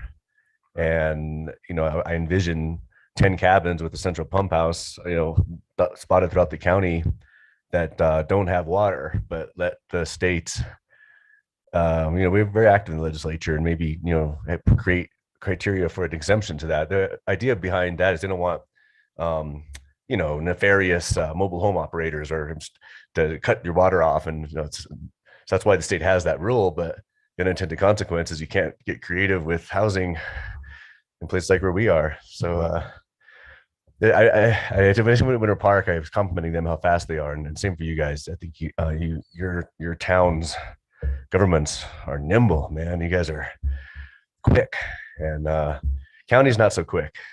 When maybe don't feel that way yet, but the county is slower than towns, and I wish we were faster. I've been talking about some of these things for years, and you've been asking for them for years, and here we are still. But Right. So I'm sorry, but I'm on board, and I'm willing to keep pushing that boulder and keep making some progress. So let's just not stop trying. No, I'm with you. We haven't stopped. I know. What's the status of the parkway out behind town here, the segment from? The 50 to- cultural survey continues, and the next thing we should get back is here's how you build it, if you build it. And the three property owners that section would traverse, they're stating that they're on board. They're stating that they'll find a solution. They don't plan to dig their heels in, and you know, then the only way it gets done is with condemnation. You know, and so. I'm sorry, they're saying they are on board or they're not? They are. They're saying they are. They're saying we don't know what the solution is, if there'll be a purchase of the corridor or what exactly, but they say they're supportive, but they do want to have some input. I.e., they all want the parkway for that little section. We'll put them in the right direction. Yeah. They want it to be kind of curvy to not have it be really fast traffic and try to make it such that it's sort of slow traffic. But yeah, I think if you know, that Grand Park development goes in, you know, I just think we're gonna really want that way for those people, if they work in Granby, to stay off 40 as long as they can, and maybe hop on 5 and maybe get on Red Dirt Hill. And out of our narrow streets in town. I want them off your narrow streets in town, although I'm not sure how. I do very much though desire, hope we can find a way to maybe connect to Eisenhower to allow. Oh, we'll allow that traffic, but just. That's so sure. That's so sure. We'll see how. I'm sorry. You provide options that make Yeah. sense. Yeah. You know, you don't, I think putting up gates or restricting streets, that's just a losing battle, and it doesn't give the right, it should be an open, friendly community. But we should also plan for transportation, and we should plan better routes for people to use. And a calming street, there's so much good engineering now, and islands and ways to build streets so that it still carries a lot of traffic, but it almost forces you to go slow. Yeah. You know, so and we see those type of streets all over the Front Range, and they work really well. So, but no, we need that route. I mean, if all this is going to get permitted out here, and that's in your ball court, then we need better ways for people to get back and forth to there. So it's not on the wrong side of the tracks, but it is on the wrong side of the tracks. There's just not much access across. There's not much access across the railroad tracks. Nope. Just, yeah. So it drives people to some particular routes, Eisenhower in particular. So, yeah. You know, I can't speak for fellow commissioners, but I think that it's very likely if any part of the, if we could call it County Road 522 gets built, that would be the first section to get built. That's the piece that's needed. Yeah. Yeah, and I'm not. Yeah, the other parts might be quite a delay or a never, but hopefully, and there's pros and cons. I think there's some, you know, some people will be negatively impacted by that little section of 522. Everything you do has pros and cons, but I think the pros outweigh the cons in a big way on that little stretch. There's opponents. And I mean, I'll say what they are, because people are going to say you're destroying wetlands. I mean, it does go through wetlands, but the Corps of Engineers is going to require the county to build new wetlands of the same acreage, and so wetlandness is maintained. That's the way you mitigate that. Some people say it's a beautiful meadow and there's horses there. Yeah, that's the trade-off. It's gonna be a road there now, and that's not as nice as a meadow. And the people that live right there, especially, and Oh, but so that's part of the calming design is vegetation. And so you help with their concerns in the back end of town there by creating a street that looks nice, that is an asset to them. And also the other benefit that it brings to the back end of town is it helps control the drainage issues back there. The crawl space is full of water, and it's for a long time we've had very expensive projects on the table to try and improve the drainage on the backside of town there. This street could help solve those problems. So it brings benefits to that neighborhood as well. you've studied this a while. Yeah, we've all been looking at it for a long time. Yeah. We just put more stop signs on Eisenhower and people won't use it as much. Yeah, well, and calming there too. I mean, we can redesign some of our town streets. Katie was mentioning pedestrian ways down Eisenhower. The pedestrian over the railroad track is a big one for me. Over it, not on the other side, under the little hill where the kids are gonna get creamed, Oh, where it is now, like, So, okay, Thank you. thank you very much. good to see you all. I'm gonna listen to these guys. Good luck with your football season. Yeah. Last one game. Oh, yeah. Easy kickoff. Action Jackson. Okay, next we have Amendment 4A, which is on our ballot, which we should all have at home now. It's Ed Regner, and he brought sidekick Frank Reeves. Sidekick. All right. I should have worn a cape. I didn't know how to sidekick. All right. Hi. And as well, just so you guys know, I am running for school board again. So you can look for me. McKenna, I see you up there. If you could thank your peers, I finally got a decent picture of me in the newspaper. So thanks very much. Yeah, so Amendment 4A. So it has a lot of moving parts to it. I'm going to cover the parts that are right here, near and dear to you guys. So Fraser Valley Elementary, we've done a lot of work there in the last couple of years. We're looking at doing a remodel to expand the classroom space so we can get a couple more classrooms out of the existing building. So that'd be a big benefit. We've done a lot of work. I don't know if you guys have been in Fraser Valley Elementary lately, but it's looking really good, but we need, of course, more class space because we are growing. There's going to be some improvements done to the middle school. We're looking at redoing the gym floor and doing some traffic flow, taking care of some things there. The big thing is for the high school. I don't know how familiar you guys are with HTI, our Homegrown Talent Initiative. So essentially the Homegrown Talent Initiative, the idea is to serve two purposes. And one is, as you guys well know, Porno will probably tell you, there's a lot of flight out of Grand County. Kids graduate high school and they leave. So it's the idea of the HTI is to pair high school students with local businesses. It's been really well met by the students. It's been really well met by local businesses who are, there's people clamoring to get to be part of the program. So we would build a CTE center at the high school to really go along with that. So it includes a lot of things, welding, home economics, like cooking, culinary arts, those sort of things at the high school. And then as well, last, but a real desperate need is the Granby Elementary School needs to be replaced. There are parts of that school that are built in the 40s and 50s. So, if the school, something's older than me, it's old. So that school needs to be replaced. It's really on an island. The lot that it's on is about 4 acres. So the idea of expanding out or up is not really feasible solution for that school. So that is 4A in a nutshell. If you guys have any questions for me, I'm glad to answer them. What are you gonna do with Granby Elementary? We would look to build a whole new school. Where? On that existing? No, lot? we cannot. That, like I said, that is really an island. We've located a piece of land right below the middle school. We actually have an option on it. So if the bond passes, we can put the school down there. As addition, there's more land than we would need to build an elementary school. So we could look at adding some fields, field house, future kind of needs for the high school, middle school, and create more of a campus kind of feel up there where all the schools are together and shared services always save money for the district. Is this like by the soccer dome kind of, or down? No, further down meadow? beneath it. If you imagine you were like Bo and Luke Duke and you drove through the middle school Yeah. and had the middle school on your right and then jumped off the edge of the cliff, that would be Okay. that land below there. So Okay, that's cool. It Yeah. kinda links them all together then. You can there, walk so around. everything would be linked together. There's a lot of different flow.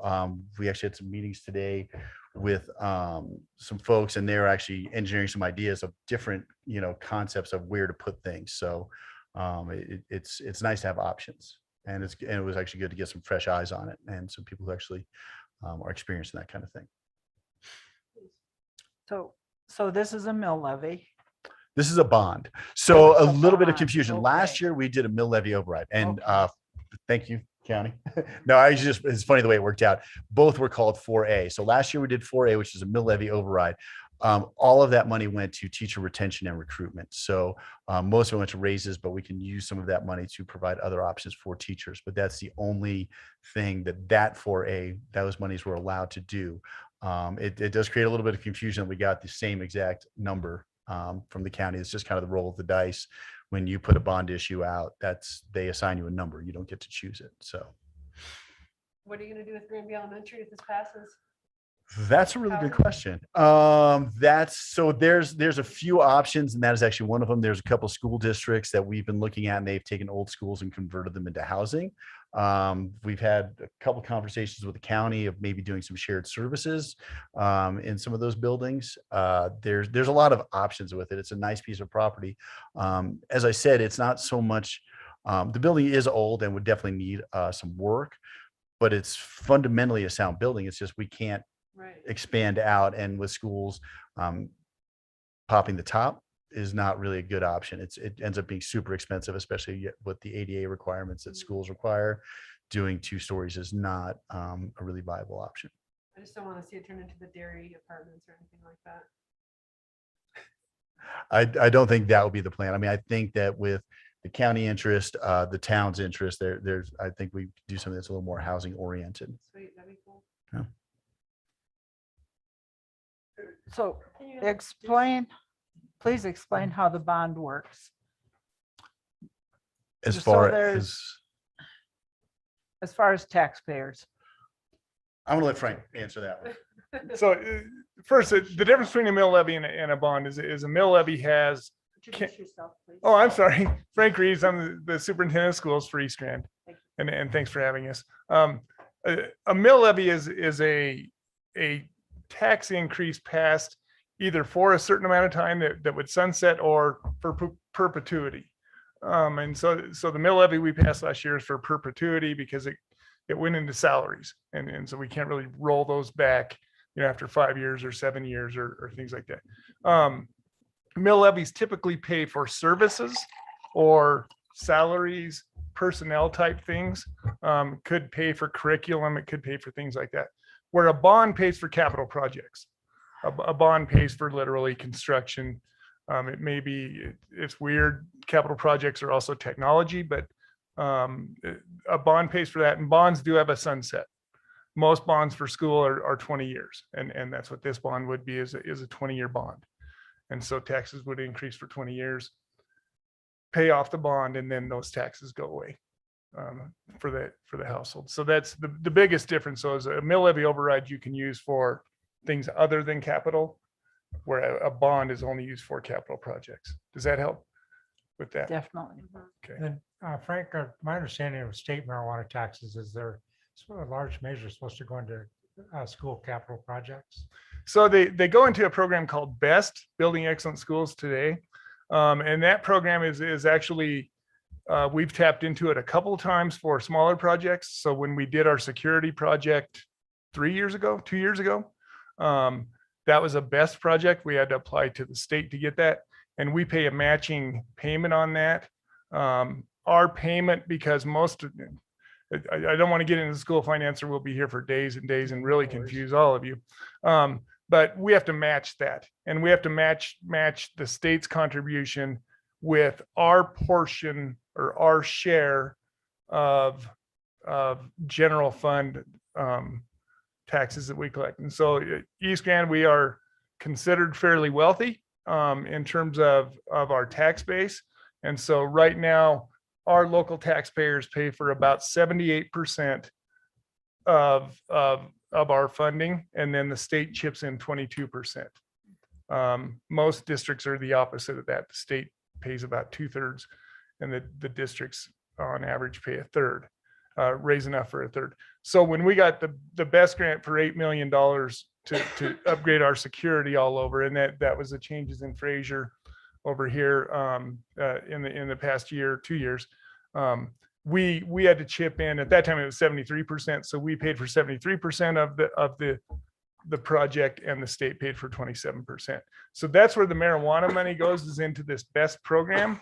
And it really is to help schools be able to do capital projects, or in some cases, replace whole schools. Is there any money for, available for this project? It's really likely that this year there's no money for new schools, but there is money for projects, and we will likely be applying. I'm not sure we'll get it, but we'll likely be applying.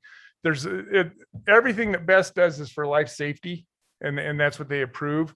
They have three different categories. The first category is life safety, and I don't even know what 2 and 3 are, but I can tell you in the lifetime of BEST, they've never gone out of category 1 of life safety.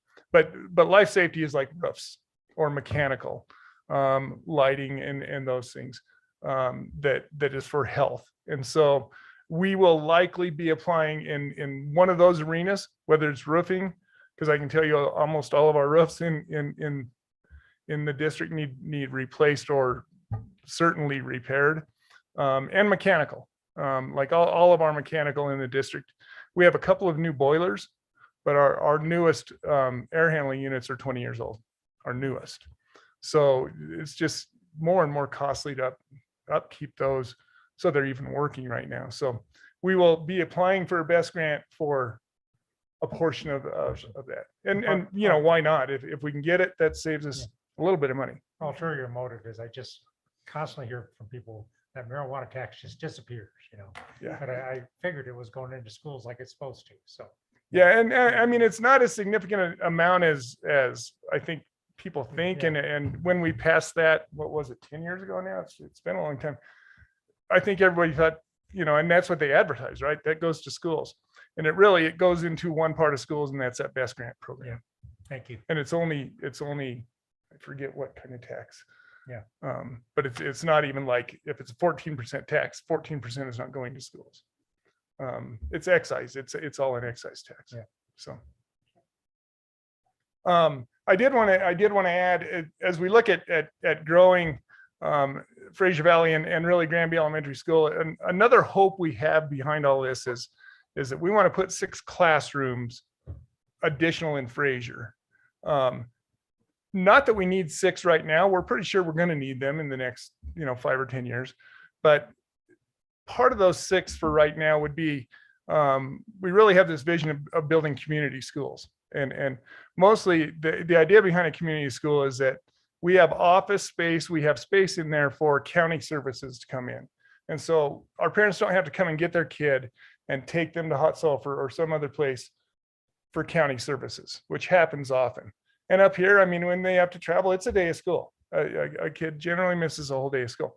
Same thing with doctors' checkups, dental checkups, things like that we can bring in. We can build space in our schools to bring in those services and keep kids in school where all they got to do is come down to the office, meet their parent, go get a quick checkup, and go back to school versus having to drive across the valley or places like that. So it's a convenience for parents and that, but also it keeps our kids in school, which is ultimately what we're trying to do. So that's kind of a dream behind this bond project too, is that we build our schools to be a lot more community based and community centered.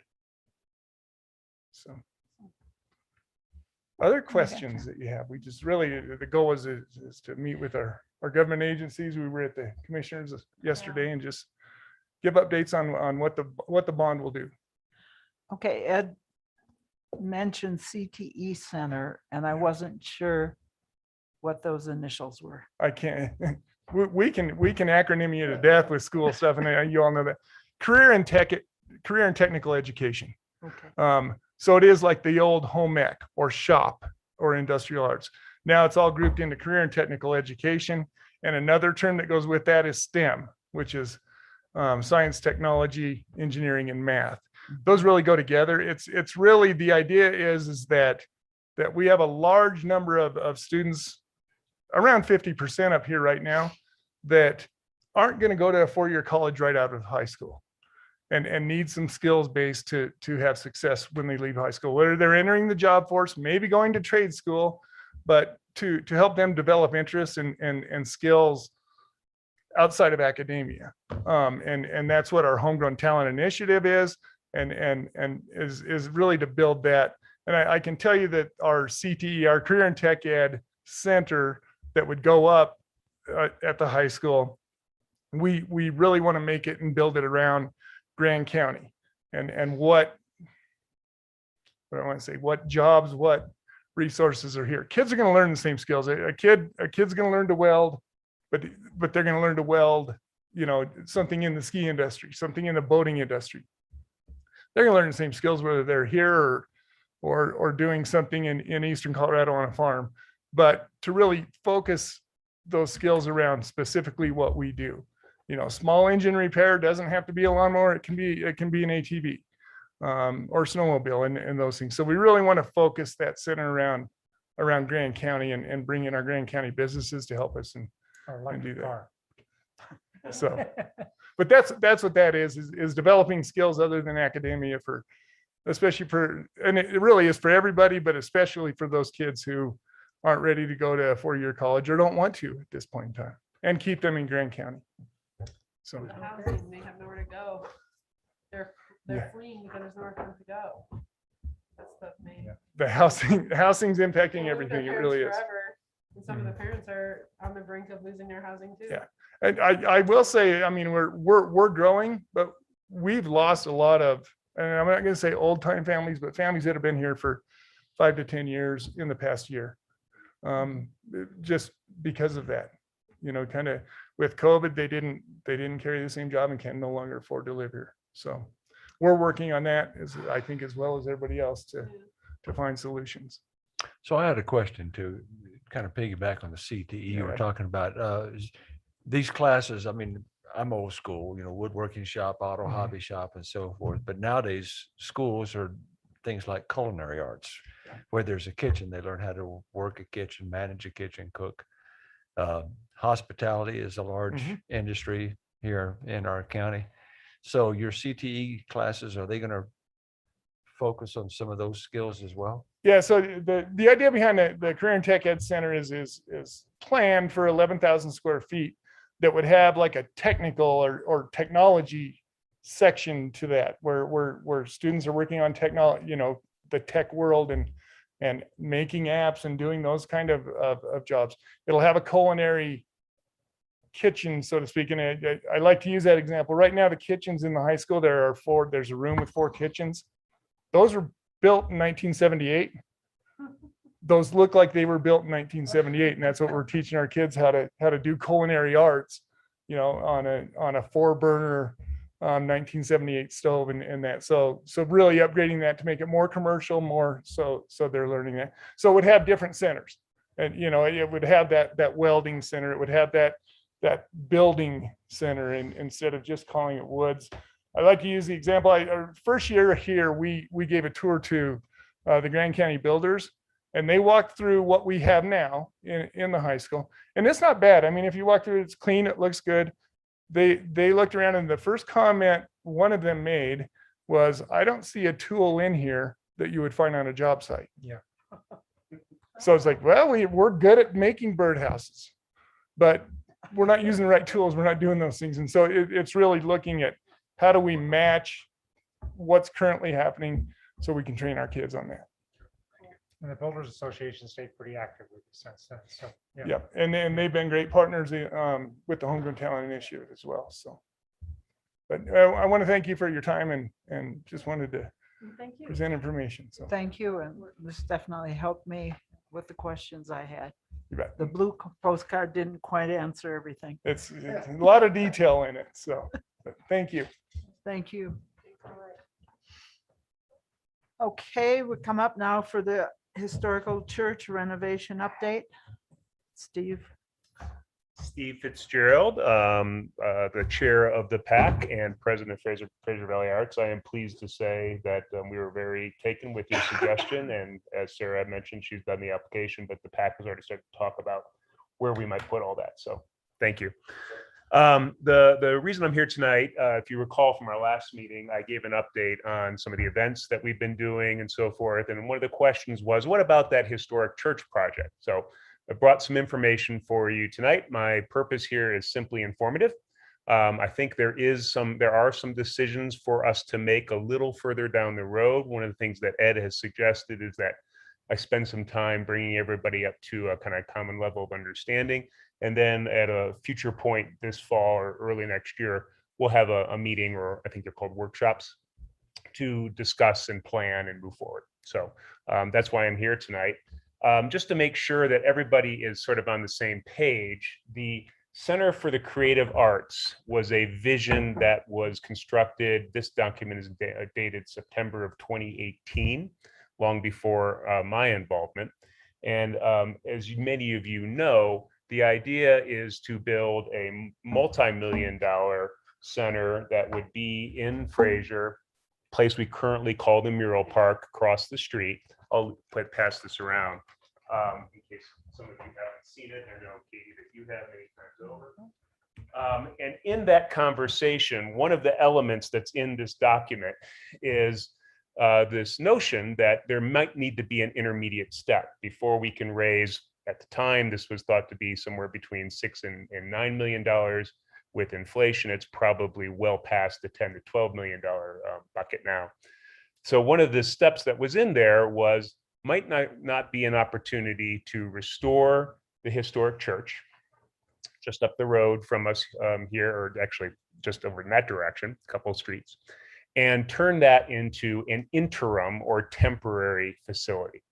That compounded with some suggestions by your predecessor about 1.5 years ago, where we decided to take a hard look at that, led to this group funding the work I'm about to share with you. It was done by DAO Architecture, the same group who did the Fraser Center work in the beginning. So just to make sure we all understand what we're talking about here, we're not talking about the Fraser Center across the street. We're talking about what could be either an interim step or an alternative. Good, great. So let me just back up a little bit as well and talk about the design. And what I thought I would do, and McKenna, I know you're on board with us here via Zoom. It may be hard for you to track this, but we do have some software copies of these, so we're happy to share those with the community. What I have up here first is a depiction of the historic church. You see on the right-hand side, the whole idea would be to preserve the character of the current building. We will, in a second, talk a little bit about some things that we would do to the interior. But on the left-hand side, what you see is a new structure where there currently is parking. And the parking would eventually move to the alley behind the building. So I'll just put this thing isn't on, right? Right. Come on. Yeah, right. That's hard. And so I am going to walk around with this one because it's a little detailed, but the idea is this is the existing structure, and we would convert the what is currently, you might think of it as the sanctuary, into a performing arts space. We would flip the stage to the side closest to the street, and this would enable us to have some programming in here from which we would derive revenue, which would help us fundraise. This flex room, if you think of that as the long room with the fireplace in it, would continue to be a multi-purpose room. We're adding storage here so that we could still do senior events, we could still do youth events, weddings, bar mitzvahs, you name it. This middle part here would largely be either rebuilt or new with ADA accessible bathrooms. We have very jokingly started to refer to the small pub that we would have in there for events as the confessional, which we think is kind of cute. And there would be in the middle of the building, this is where we start talking about the new structure, an entry gallery. These flexible spaces over here are 4 different class or studio rooms. Some of them would be for things like glass and pottery. Others would be for cleaner arts like printmaking, quilting, things of that nature. So let me just put this over here. And in fact, anybody want to take a closer look? I can hold it up. Okay. That is sort of the detail. What's the green area in front center?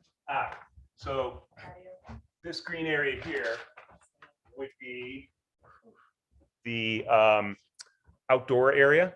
If you look at the one right in front of you, Eileen, you see the little tent there. The idea would be that facing Eisenhower would be an outdoor area. The one studio on the far right where you see the green area merge with it actually has a garage door that would open into there. And if there was a wedding or a concert, we could use that as an outdoor space as well. So the notion, though, is that those 4 flexible spaces, and I'll talk a bit more about them in a second, would be where the community would come together to learn new skills. Sorry. I was just going to say, can you clarify for the group the type of programming we have in there now Yeah. and the sake that the rec district has with us Yeah. because they use it so much? Yeah, thank you, Katie. So today, if you're not familiar, there's 2 trailers behind the church. And in those trailers, one side is it's largely a pottery studio, even though it has the capacity to do glass. And the rec district, Fraser Valley Rec, programs through that. And they do a collaborative effort with the town. The town does some maintenance and maintains the building. The rec district does the programming, and members of our community, young and old, learn a skill, in this case, pottery or sculpture there. Would like to see that expand, would like to engage, much as Frank was talking about, with young people in the community in particular, and have them see that the arts, broadly defined, whether it be things we traditionally think of as fine art or crafts, or more modern things like video making and things of that nature, are a path for them. And so that programming, to answer your question, what would be done in those 4 flexible spaces. This depiction gives you an idea of what those spaces might look like. And I would point out that you see these open garage doors, if you will. Those would allow an incredible amount of flexibility. The central square, if you will, in orange there, surrounded by the 3 beige rooms. All of those beige rooms could open into that central square, making the entire side of the building one room, or they can all be closed off. So that's a little bit about what that looks like.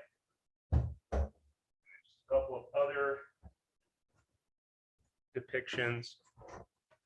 This gives you a mental image or visual image of what that sanctuary could look like for a small event. We think somewhere between 60 to 75 people.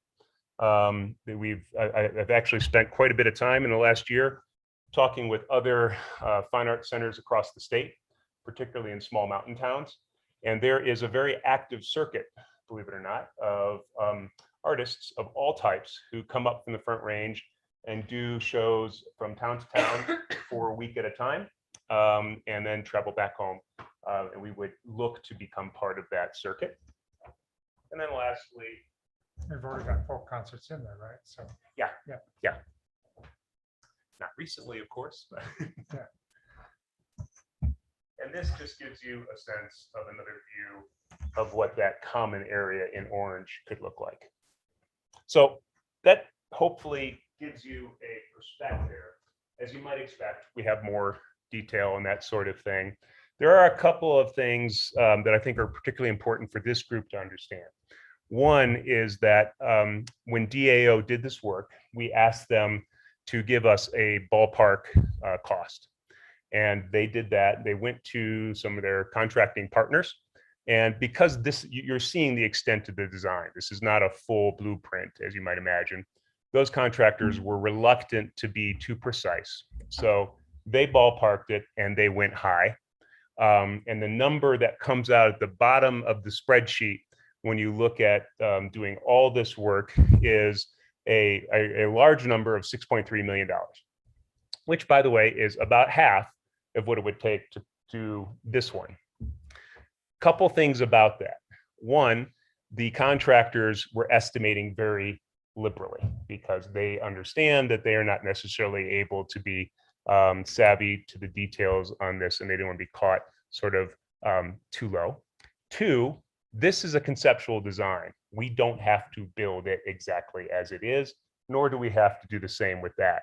So if we want to shave costs, we could.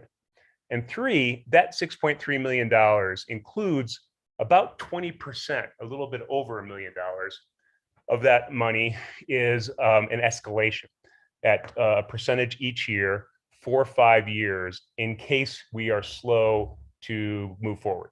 And so the sooner we would pursue this and build, the faster and the lower these costs would be.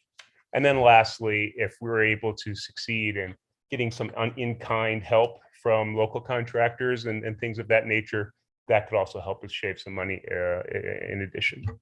So that's the concept. That's a little bit about the cost. One of the conversations we need to have, in the town is which direction we go. And then I'll take that with the PAC and Fraser Valley Arts and begin the capital campaign accordingly. So let me pause there, see if there's any questions I can answer, comments, thoughts. So I guess the big question is, why not go for the whole enchilada across the street? So I think that is a very important question. And we could choose, in my view, there's an array of options. We could choose to go do just that, skip everything, go for that. It probably will take longer because the bill is higher. The other challenge, the upside of that one is it has some housing intended for it on the second floor, whereas this design does not. And that opens up some avenues for grants and fundraising that this one wouldn't. This one has the advantage of being historic, and that opens up avenues as well. So could do that, could still pursue the interim, or we could choose this as an alternative. And that's something, frankly, that I don't feel the PAC and certainly the 501c3 sort of has the license to choose. Would like to hear, what the leadership of the town and of course the community wants to do.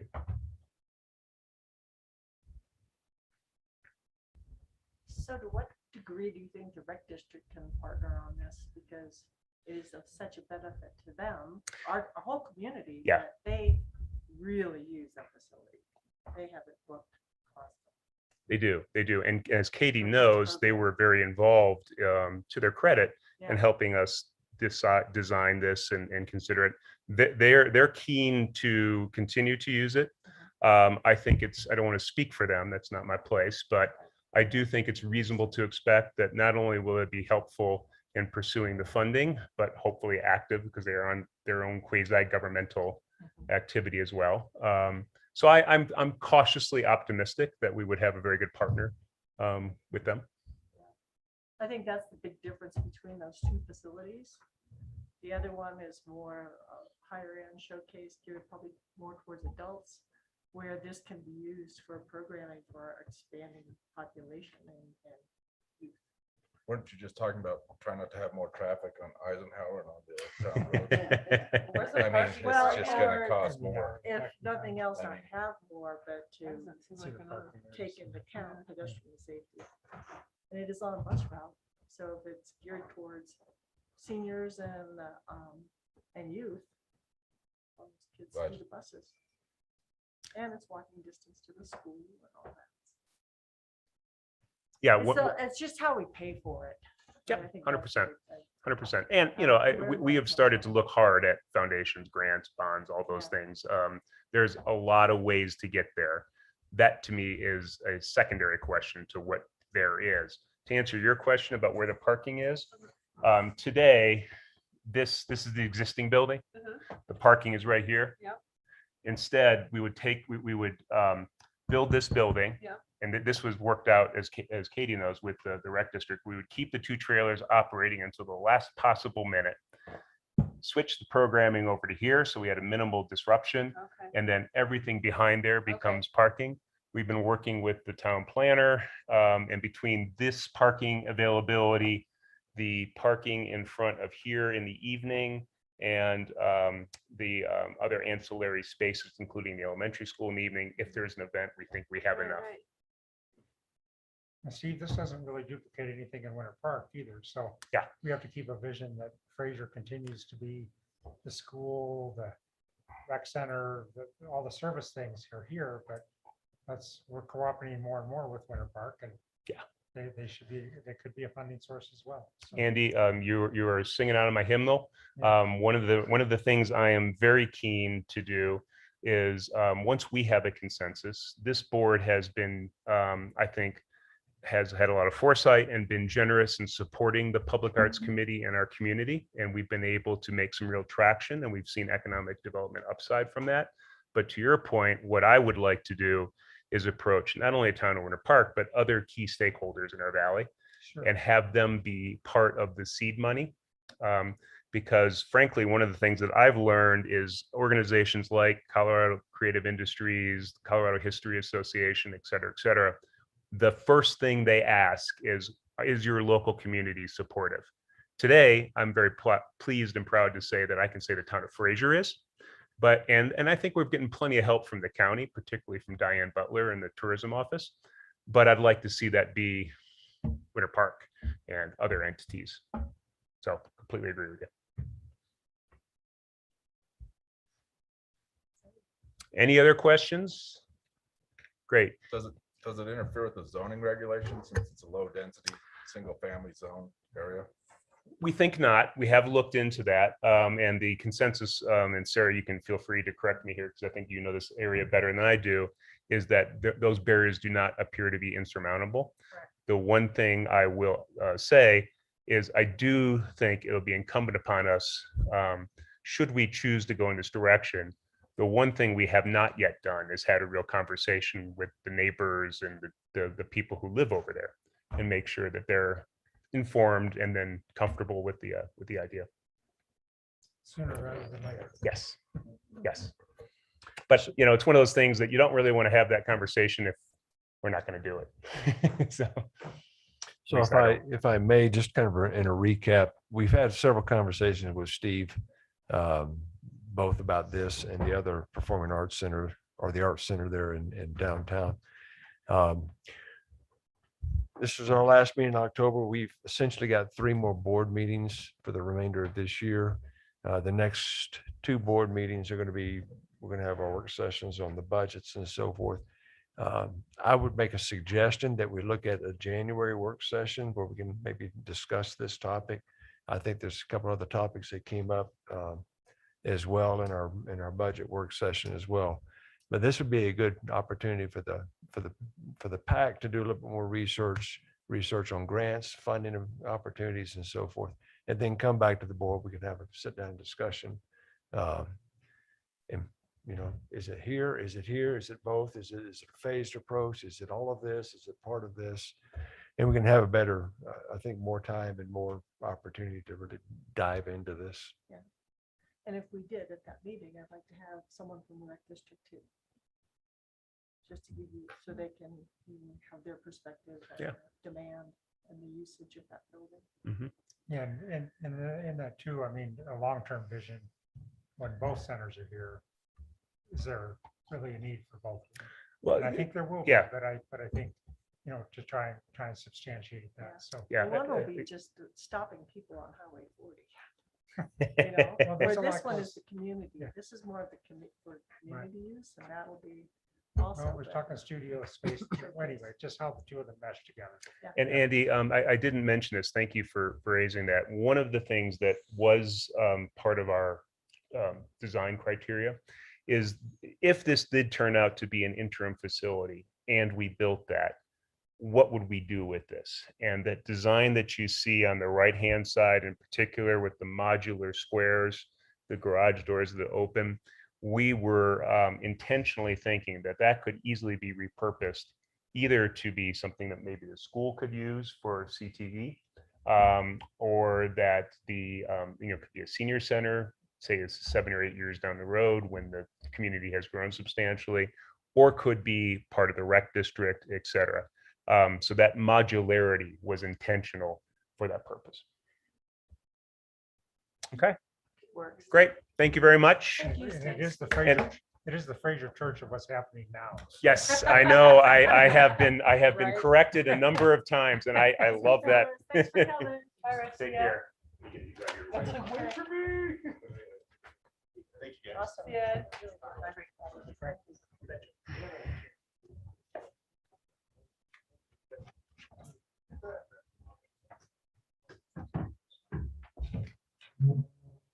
Okay, our next is Okay. housing update and survey results. And Michael's gonna present this to us. Good evening, Board of Trustees.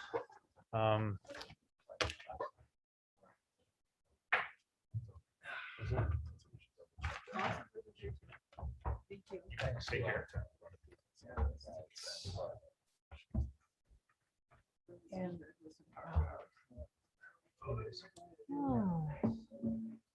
It's always conditions. There's always variances. Understand, I'm just telling you, there's a lot of people wanted businesses there. Click on your screen.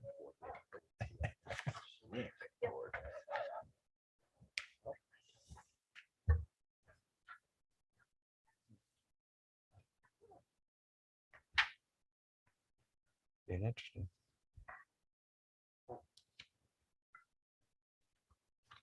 Something else here.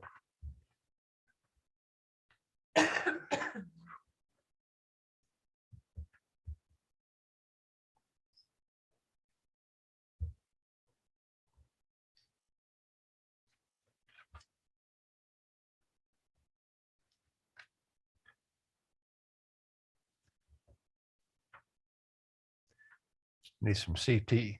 There's these CTE classes for Michael there and this and that.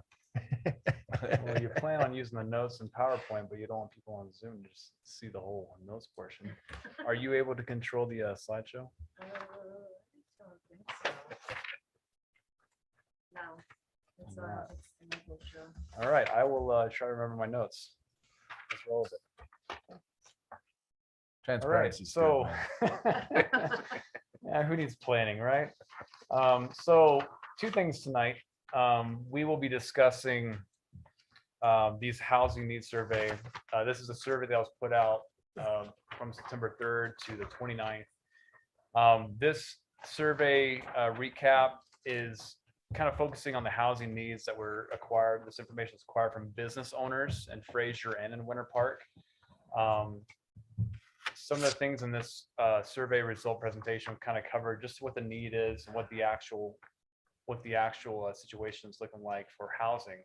But this is supportive, but it is to help with a determination to see if there is interest from Fraser to participate in the short-term fixed program to provide a subsidy to short-term rental property owners to long-term lease to businesses, to business employees specifically.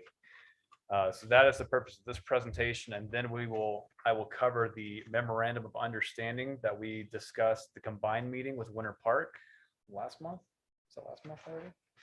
And so that's kind of a separate thing. So we'll be going through this and kind of complement each other, but still this presentation is kind of to help with the determination whether or not we are interested, whether the board is interested in pursuing a short-term fixed program to house employees for businesses located within Fraser's town limits.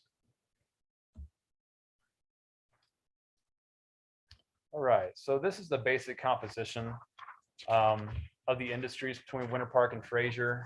We were fortunate enough to actually have about 13 different industries provided in this survey, from 61 responders with 28 of those responders from Fraser and 33 from Winter Park. And again, these are the actual business owners or a representing manager when the business owner cannot do so. So in Fraser, we have 28 responses. Here you can see what the average vacancies is per business. Here in the top left, there's an average of about 3 vacancies for every single business, with a total of about 74 vacancies here in the town of Fraser. Between the summer and the winter need, there is actually about a 12% increase in staffing that businesses typically do when they enter into the winter season compared to the summer season. Vacancies as employees, is that correct? Correct. Employee vacancies, advertisements that they need employees, things of that nature. Something else that was a part of the survey, Fraser business owners concerned for the upcoming winter season due to employee challenges. You can kind of see the listing here. You will see that there are some differences between the Winter Park business respondents versus the Fraser respondents.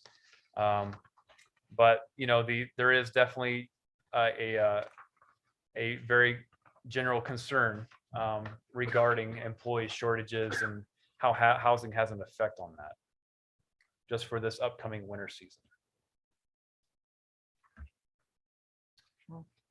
So of the 28 responses we received, 13 of these business owners were interested in a master lease agreements.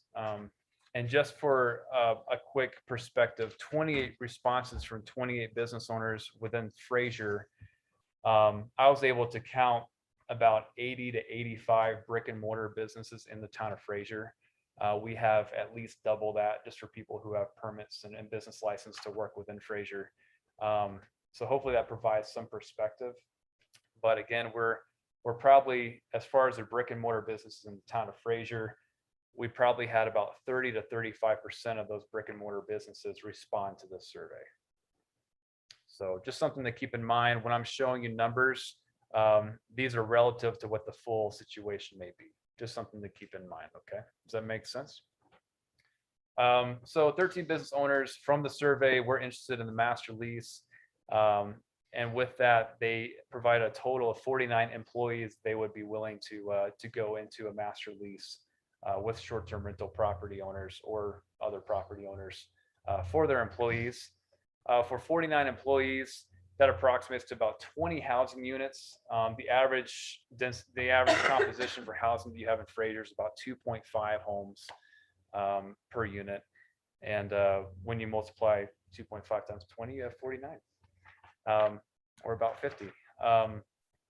So if Fraser were to look at adopting the short-term fixed program, it would cost approximately $200,000 to subsidize all 49 of those employees that have been a result of this survey.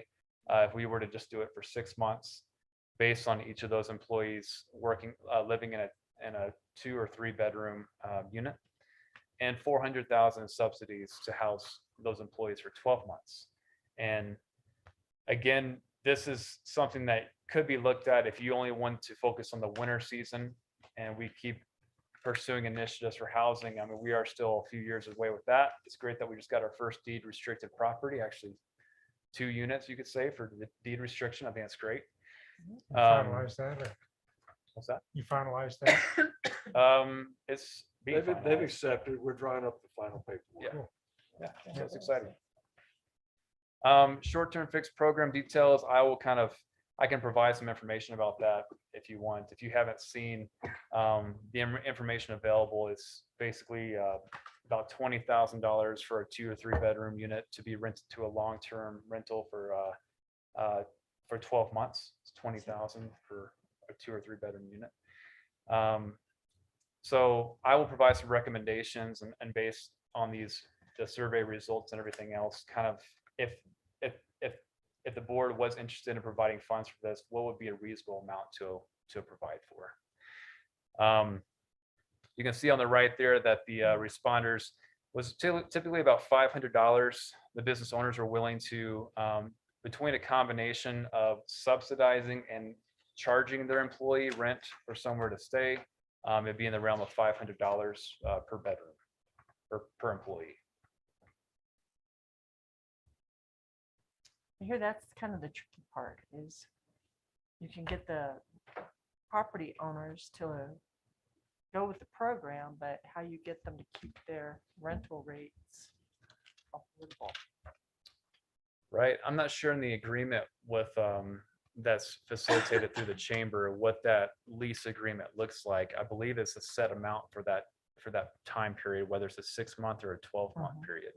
I would imagine that if the subsidy does, if the program does continue past the 6 or the 12-month, you know, whichever that property is contracted under, that they would likely have the opportunity to increase the rents past that. But I believe that with their lease contracts, whether it's a 6 or a 12, it's a set fee for that period of time.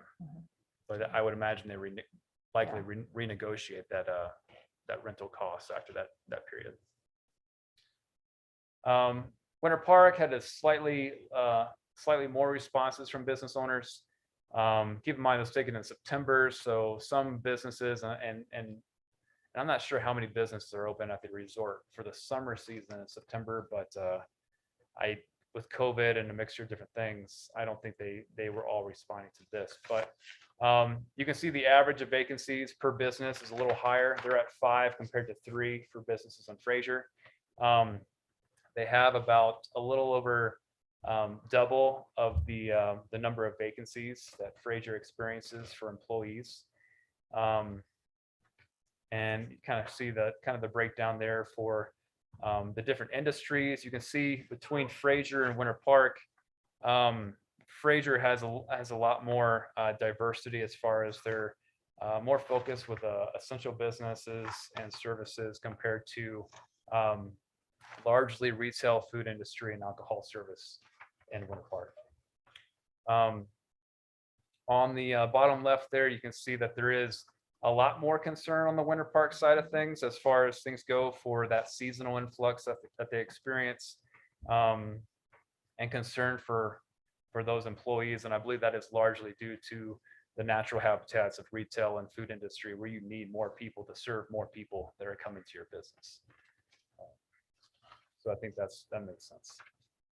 There's just 9 more panicked people in Winter Park than there are in Fraser.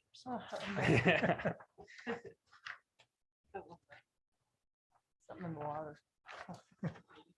So I believe it was about a month and a half ago. I don't know. Time is a crazy thing right now, right? It has been for the last couple of years. That Winter Park passed their ordinance. It was an emergency ordinance to adopt the short-term fixed program. They allocated $325,000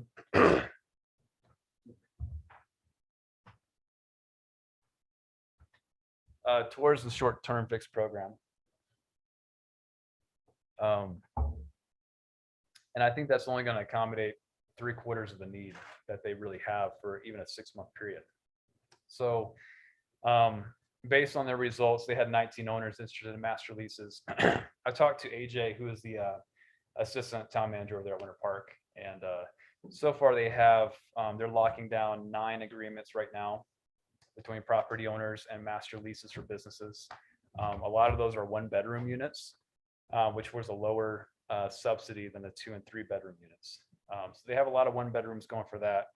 But they're also seeing about 4 so far, the 2- and 3-bedroom agreements for 12 months is what they're seeing, is a lot of 12-month leases, properties being interested in this program. So based on their survey results, they need about 42 housing units to house about 105 employees from interested business owners to do master leases.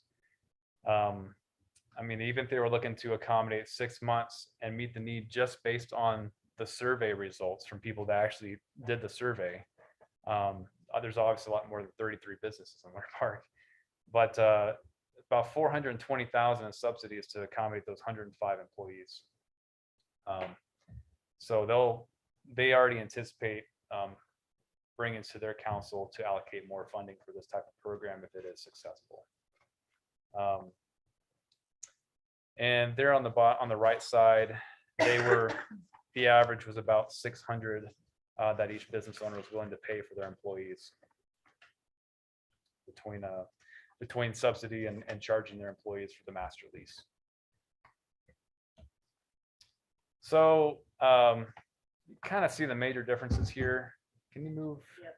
Can you move me to one icon? Just hit that one square there. Yeah. And then you can drag that wherever. There you go. All right, and so you kind of see the comparison there. You basically have about double the need seen in the Winter Park as in Fraser. But I mean, based on the survey results and just some businesses we've been talking to see if Fraser's going to do this for Fraser businesses, there is definitely a need. We don't think that it's to the level that Winter Park is, obviously. Based on Fraser's business composition, you know, there's not as much seasonal influx that is seen on that end of the valley. And if we were interested in providing some kind of allocation to this program and standing it up, it would be significantly less than what Winter Park, I think, did. That would make sense. Again, I just kind of have the comments there on the bottom. You know, you can kind of read through the comments that I'll kind of go through here quickly or on your own time if you like to, but it's collectively agreed upon that housing is a real challenge. It's becoming a deteriorating situation for a lot of the businesses. You know, if Winter Park has stood up this program, they are hoping that it does help with their maintaining their tax revenue and their guest visitor experience as far as where a tourism industry goes. You know, it's just something that needs to be considered. And I don't know what level of interactions you've had with some of the local business owners. I would think that some members of the board may have some better input than I've actually been able to get just from a survey and talking to a few business owners. Here are the comments from the Fraser business owners. Again, you can read these as you would like to. Some of them are more or less fun.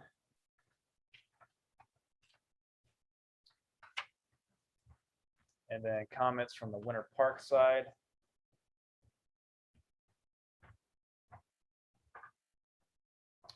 And then just a recommendation. So we've kind of discussed this, but Winter Park obviously demonstrates a larger immediate need for employee housing for the upcoming winter season.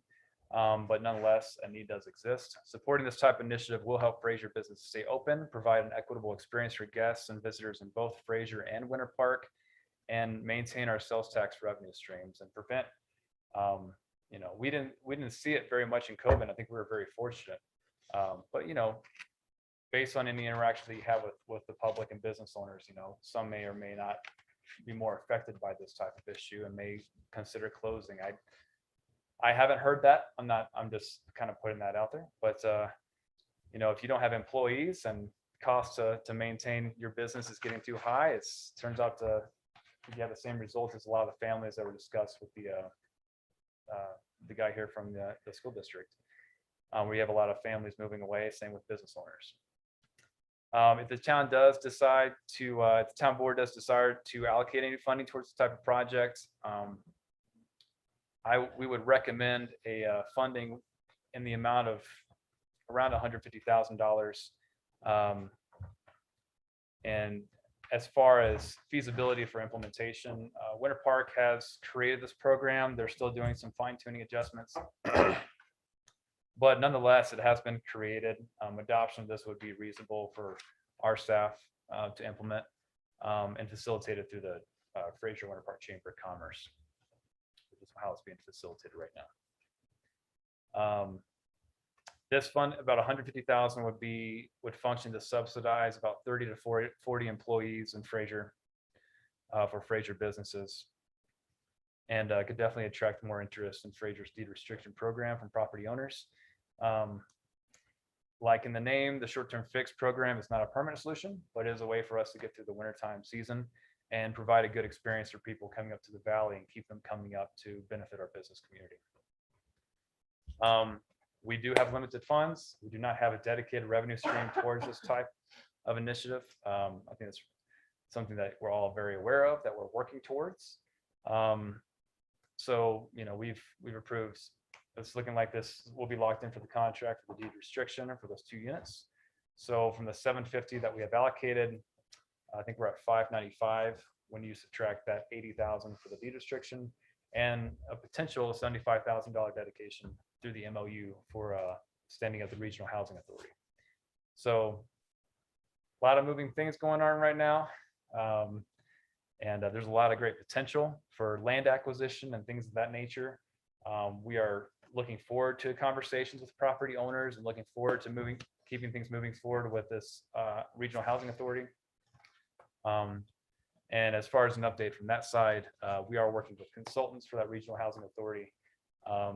We are looking at talking to these consultants to really figure out which we want to go with, and then back planning to see if we can get at a ballot initiative on November's election 2022. So I'll kind of leave it at that. If there is any discussion or any direction from the board would like to go with this. Well, because we do still have money that we had budgeted for housing that's going to get carried over. Correct. There's a valid point here. If Winter Park has a program in place in 21-22 and Fraser does not, Fraser businesses will suffer while Winter Park pulls a small pool of employees with this housing opportunity. Hard to say if that's absolutely true, but You're drifting off, Katie. what's that? You're Yeah. drifting off. Your microphone. Oh, is I'm speaking. sorry. Anyway, I was reading 1, 2, 3, 4, 5. That 5th bullet down on feedback from Fraser businesses. And Employee pool, don't you think? so anyway, what would it take for us? If we were going to get involved with it for this year, we need to agree on it tonight and try to put it into process, because people that are renting short-term rentals, they're booking. Right. They're booking and they're going to be booked, and they're probably already under contract. Right. So it does seem like a good short-term fix, but Just the comment about the employees that go to Winter Park or employees that come to Fraser, we're a common employee pool, I would think, between the 2 communities. I mean, yeah. so. But we're looking at funding Fraser business owners.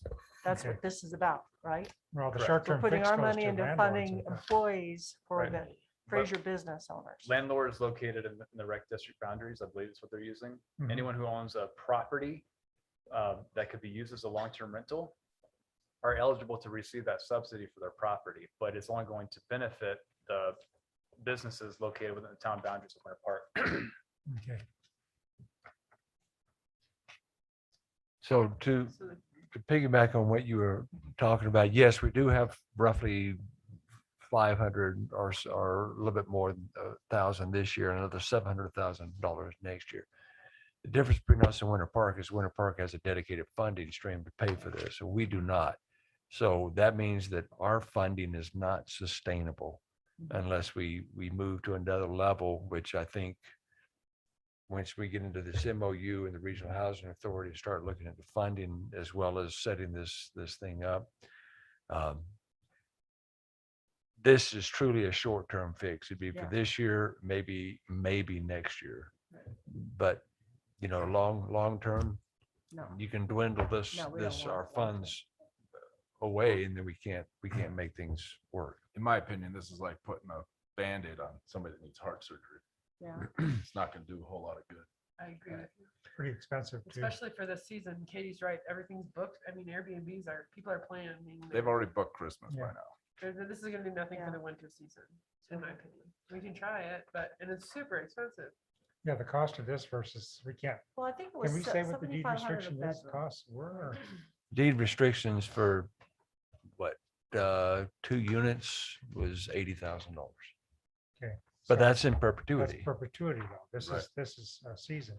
This 6 is, months this to is 12 one months, yeah, season. Right. And didn't I read somewhere that it's $7,500 like a bedroom? So So the studio and 1-bedroom units, are you asking about the subsidy or? yeah, So studios and one bedroom units for a 6-month lease is $5,000. That's a $5,000 subsidy, potentially to Okay. house one or a couple of people, of employees. Plus they pay rent. Right. Plus there's a rental agreement with this Yeah. that they negotiate with the business owner. For a 12-month lease for that studio or one bedroom unit, it's $10,000 for a 12-month lease to lock it down. For a 2 and a 3 bedroom unit, it's double that. So for a 2 and 3 bedroom units, 6 months is a $10,000 subsidy and 12 months is a $20,000 subsidy.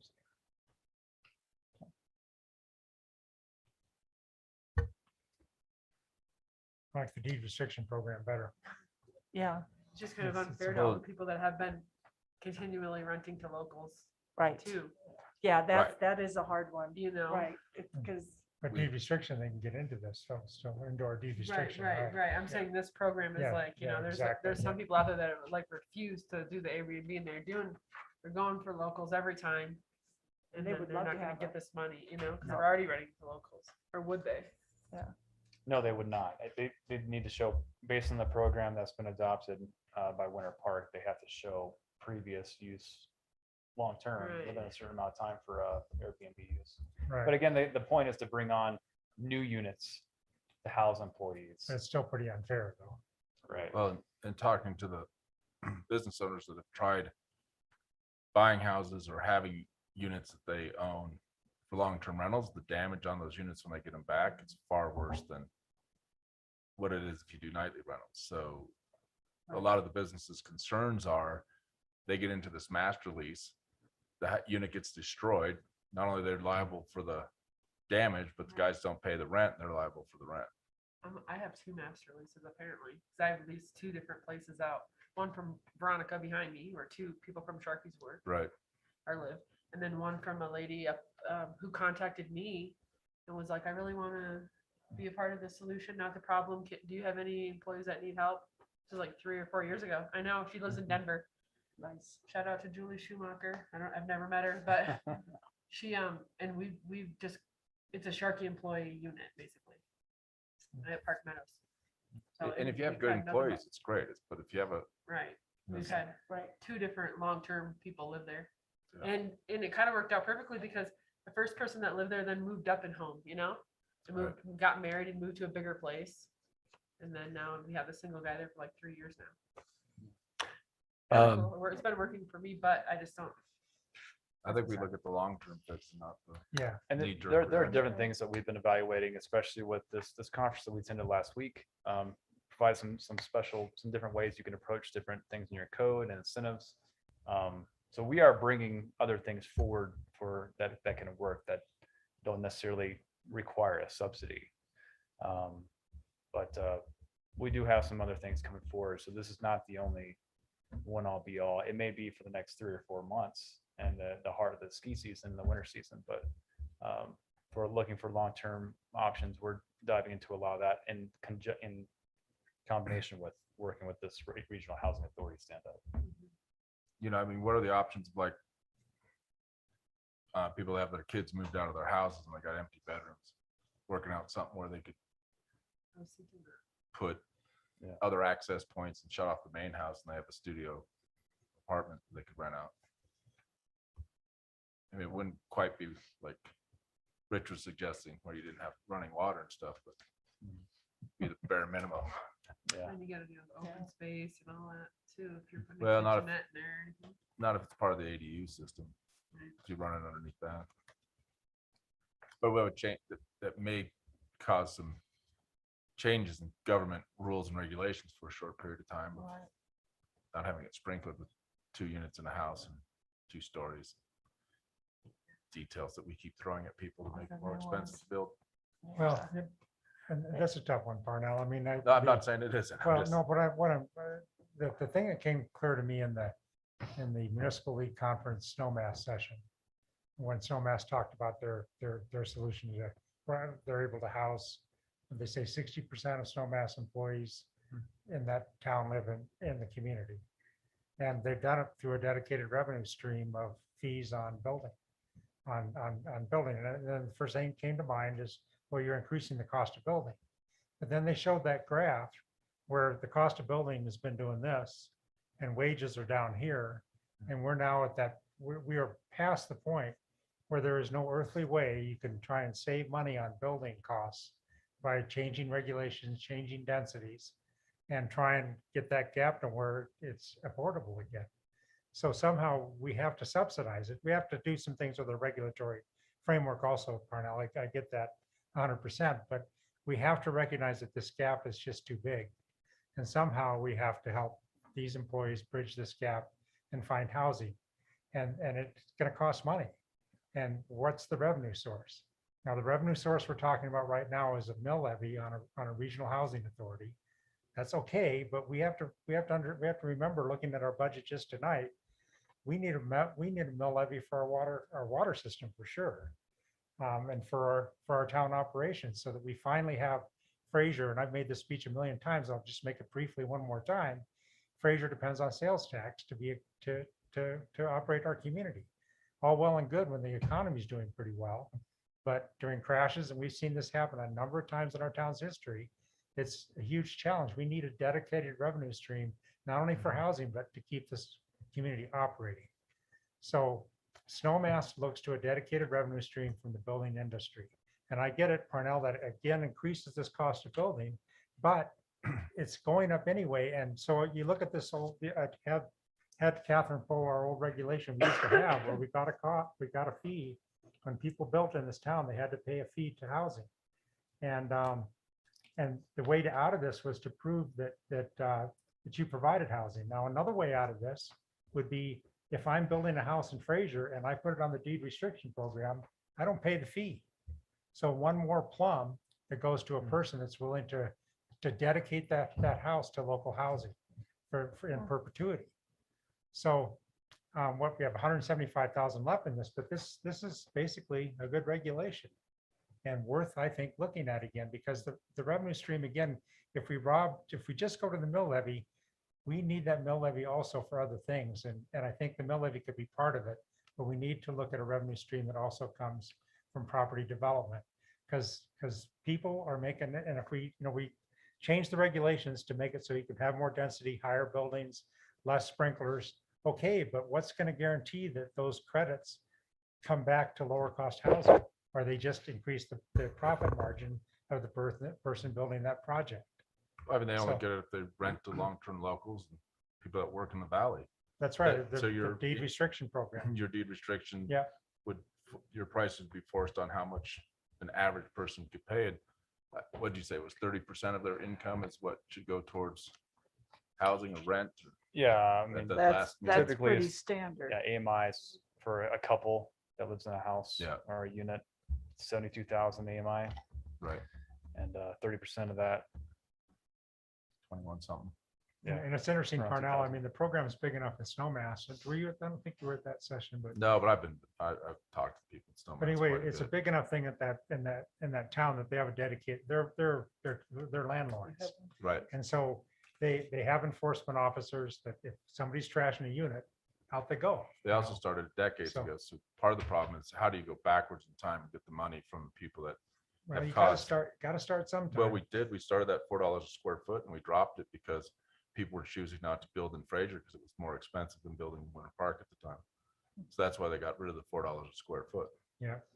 So I mean, that's, So we sell this to Winter Park too. I'm Although not- Winter Park's got a transfer tax, so. yeah, I'm not saying it's wrong. I'm just saying there's reasons we dropped that $4 a square foot.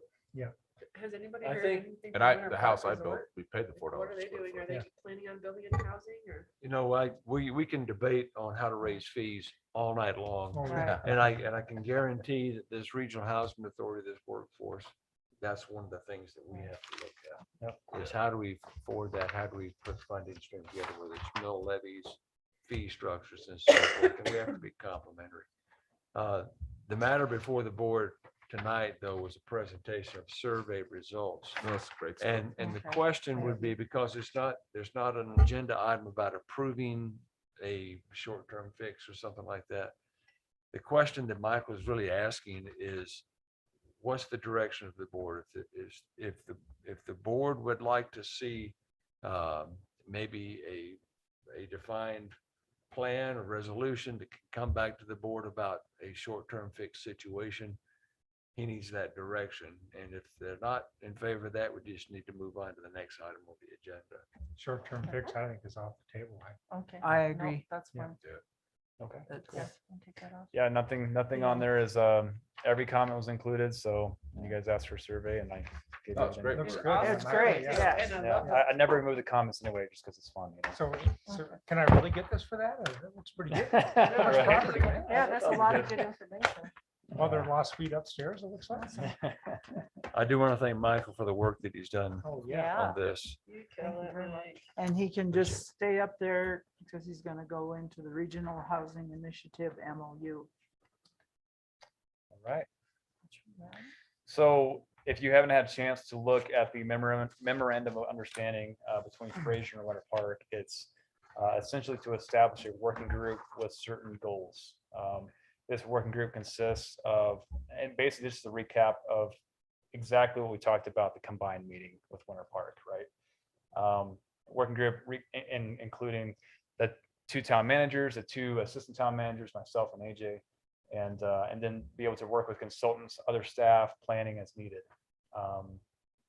And our main goals are to really pursue legal counsel on creating the founding documents that make sense for this community, for establishing a multi-jurisdictional regional housing authority, and what the best composition that works for our community that still allows some buy-in, some approval from the town, so you don't have eventually a rogue housing authority going out.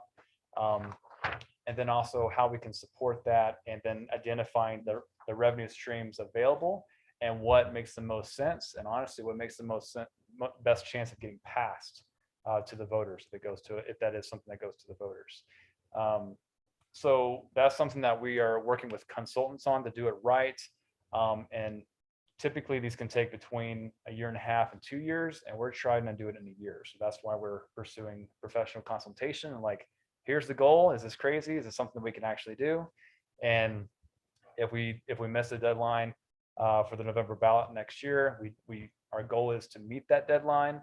But regardless, we're looking at establishing a system that has a dedicated revenue stream that really takes us on. So we are no longer,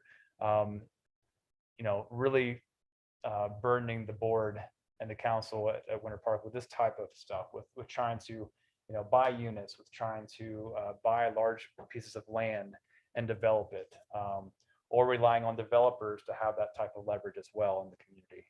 But really creating a system that is sustainable and creating housing, meeting the housing needs of the local community, how it currently is and how it will continue to grow in the future, and meet those needs as they evolve. So that's what we're looking at doing. As far as financials go, it is still the same amount that we proposed at the combined meeting. It's a $75,000 allocation. It's not going into a purse anywhere. It's just allocated already in our community housing fund that we have in our general fund budget. And just looking at approving this memorandum, answer any questions that you have, and just see if this is the direction the board does want to go. And just as a note, the Winter Park Board unanimously approved this last night at their board meeting. All right, Good, as is. let's do the Sorry same. about that. Any questions about anything? Well, I was happy to see that you're trying for the grant due in, I think it's November 1st, not just in November, right? November 20th, I believe. Is the Oh, deadline. is it? Okay. Plenty of time. Yeah. Yeah. I'm not working this I weekend. I'm thought hoping. November 1st Yeah. was, I know it was on the Northwest Cog Check that. newsletter this You can write morning. that grant. So, and this is a guiding document. Right, and this Because- is something that, it shows community support, between the two Yeah. towns. You've heard that there's county support for this initiative as well. We are looking at getting some support from them that makes sense and as needed. And then eventually, this may be something that does grow and becomes something that's stronger than what it is, and becomes something that can be replicated throughout the county of Grand and different areas that kind of have our same types of struggles and challenges. Right, so it says interesting parties can formally request to join the working group. And so is it going to be left open so people, it's easy for, say, the people that have mentioned it so far, as Granby mentioned it in their town meeting a couple weeks ago, and the county has mentioned it. So I can answer that one, Michael. We have our second meeting this Friday at 9 a.m. We've had invited Ted Cherry, the manager from Granby, to attend, and we've asked Cheryl, is that her name? Sheena.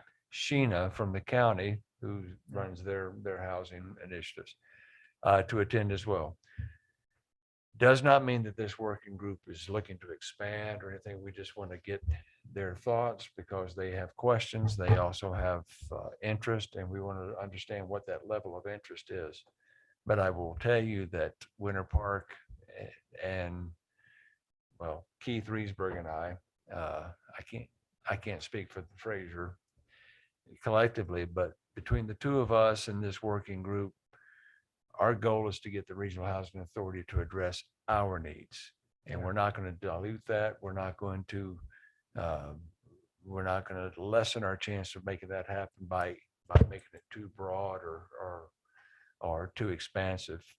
But we do want to explore, because both of these agencies have certain elements that they can bring to the table. So we just want to explore that. They're not part of the working group. We're just invited into one of our meetings.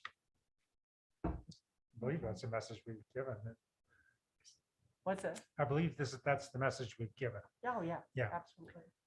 So I support this, and Winter Park signed it as is. So I think we can do that. I did have two things that stood out for me. One on C under recitals on the first page.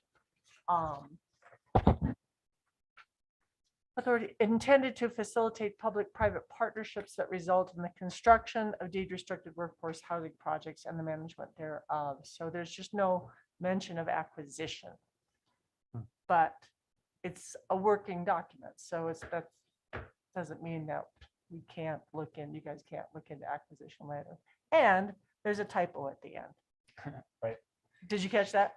Yeah, I saw the one you're talking about. Yeah. The extended, not a big- expended versus expanded. Yeah. And If the I working group is was- expended, I thought is expended. Is that kind of like expired? Well, But I was I'm pretty thinking, sure it's supposed to be extended or Yeah. expanded. No, you're Expand. correct. You're correct. That's supposed to So be expanded. they just fixed that. typo. Expended could lead to our hopefully we don't run out of the funds that are allocated, but if Yeah. we are expended, then we will go We're for overextended. future approval. But yeah, no, it's Yeah. No, I think it's great. That's a lot of. okay. And again, this is to create the regional housing authority that will have the authority to procure land, to buy land, property acquisition and things of that nature. But within the scope of this, we are looking at just doing it really well and doing it right and doing it in a way that benefits Fraser and really addresses the need in the long term. I'd like to make a motion. To approve resolution 2021-1004, approving expenditures for housing initiatives. Actually, you're one step ahead of us. Or is that, oh, that's, excuse me. We wrong need one. to motion to approve the MOU. The MOU, you're right. Regional housing, Okay. yeah. Oh, I see, that's on the, oh yeah, I'm sorry. Item Yeah. C. don't have the number on. We'll it. talk Okay. about that here in a minute. Yes, I move to, I retract my last motion. And I want to approve the Regional Housing Authority Initiative Memorandum of Understanding. I second that. All in favor? Aye. Aye. Opposed?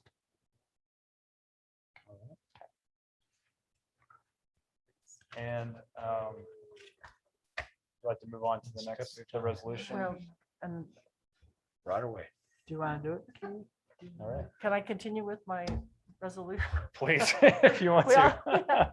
we all know because the next it's getting too late, resolution is for the 75,000 For the costs that are we're committing to. Yep. included in the MOU. And the MOU, yes. So I also want to make a motion to approve, once again, resolution 2021-1004. Expenditures for this housing initiative. Second, And just to be clear, this is authorizing the town manager to approve up to $75,000 from Fraser's general fund. It's not just allocating the funds itself too. Okay. So I just wanted to make sure that you were clear on that. We need that. Thank you. There'll be all in enough fun. favor? All right. Opposed?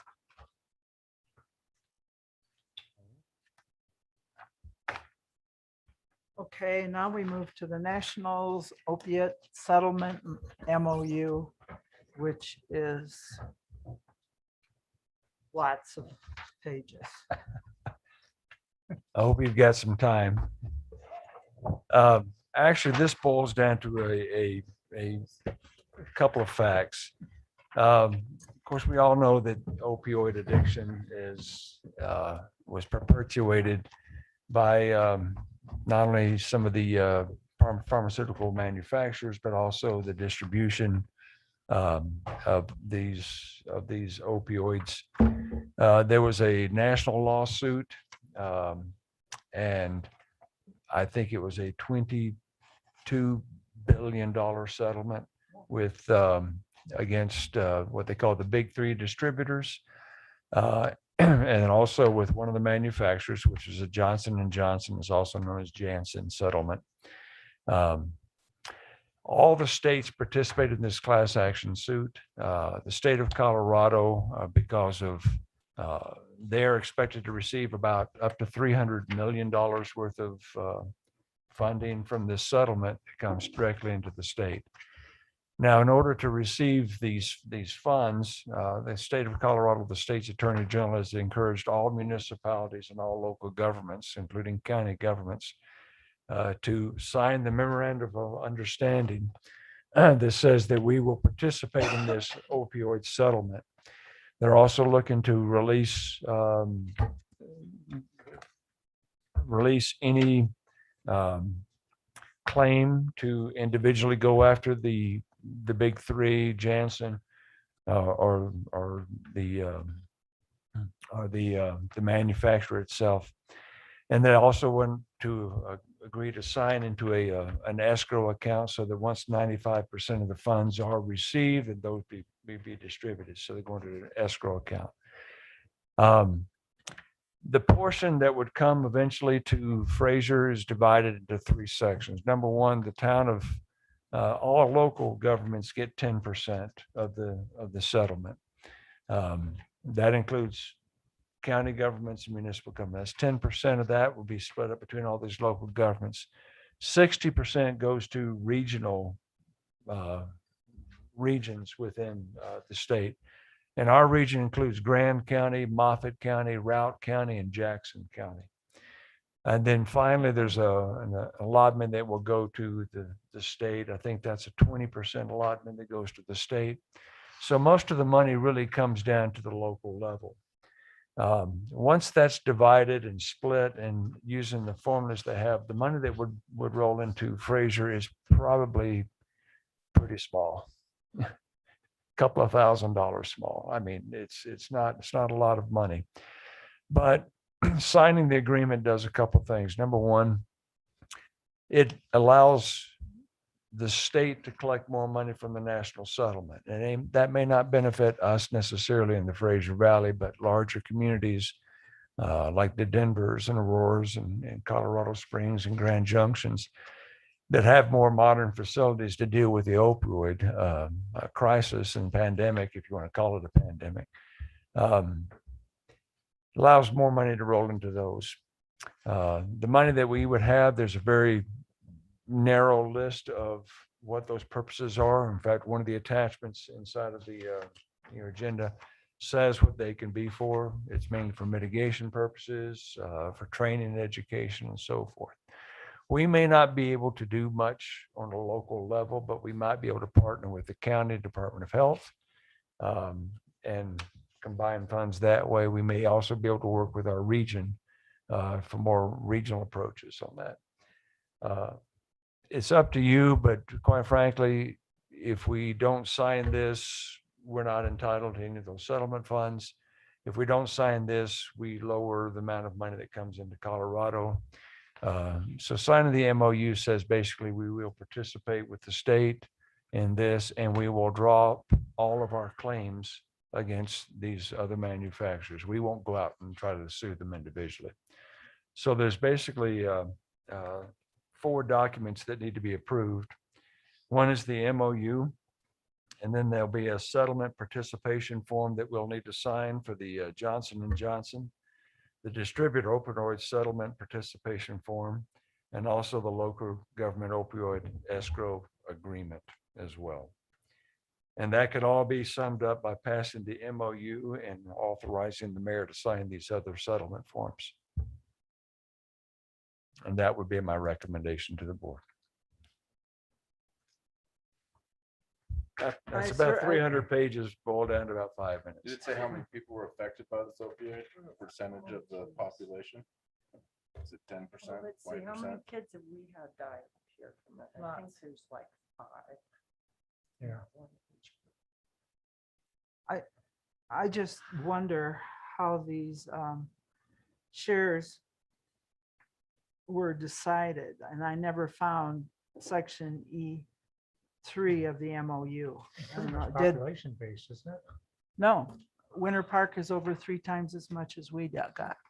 So it's not population based then. And so I was trying, so I wanted to find, did anyone find E3 of the MOU? Let's see. I didn't see how they broke it out. I mean, it's broken out, but I don't know how they came up with that number. Right, that's what. and E3 of the MOU says that page 3 of Exhibit E, is that what you're looking for? I don't know, it just says, as described in section E3 of the MOU. Yeah, that'd be E, page 3. No, there's no explanation there. It's just my numbers. Yeah.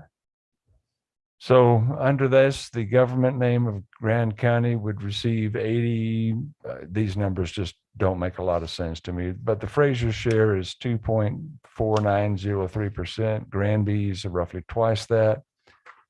Winter Park is 8.6154. I do not know how they came up with those. When I saw What's the those, I numbers? was trying to figure it out and I I couldn't mean, unless it's find, the number of prescriptions that each person had. there's no place in Winter Park. No, but each person has a prescription, so if they're Maybe it has to do with second homes or, death rates and incident rates. I think Winter Park has a higher, I Death think rate than we Granby do. might have been higher on that, I don't but know. anyway, But anyway, it's kind of mute.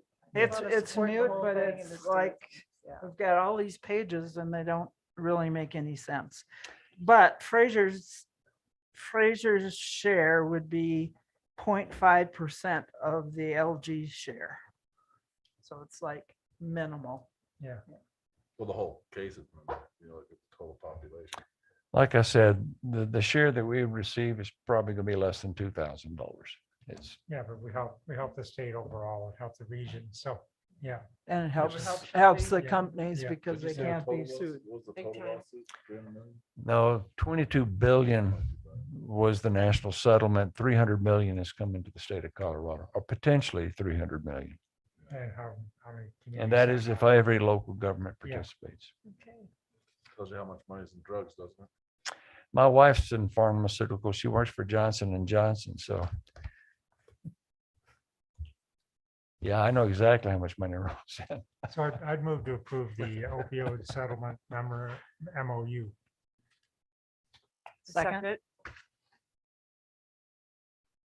All in favor? Aye. Against? Opposed? Thank you. Okay, now we have open forum, business not on the agenda.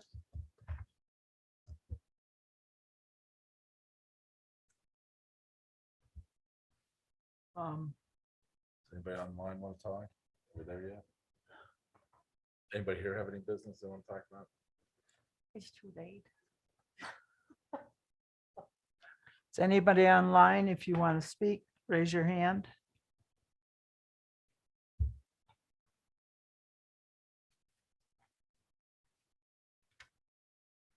Okay. So updates? Any board updates?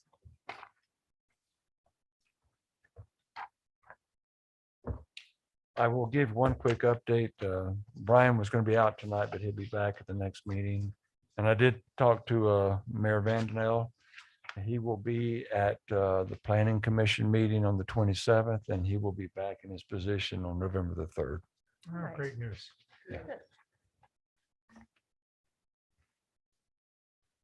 And how about a brief update on the lawsuit?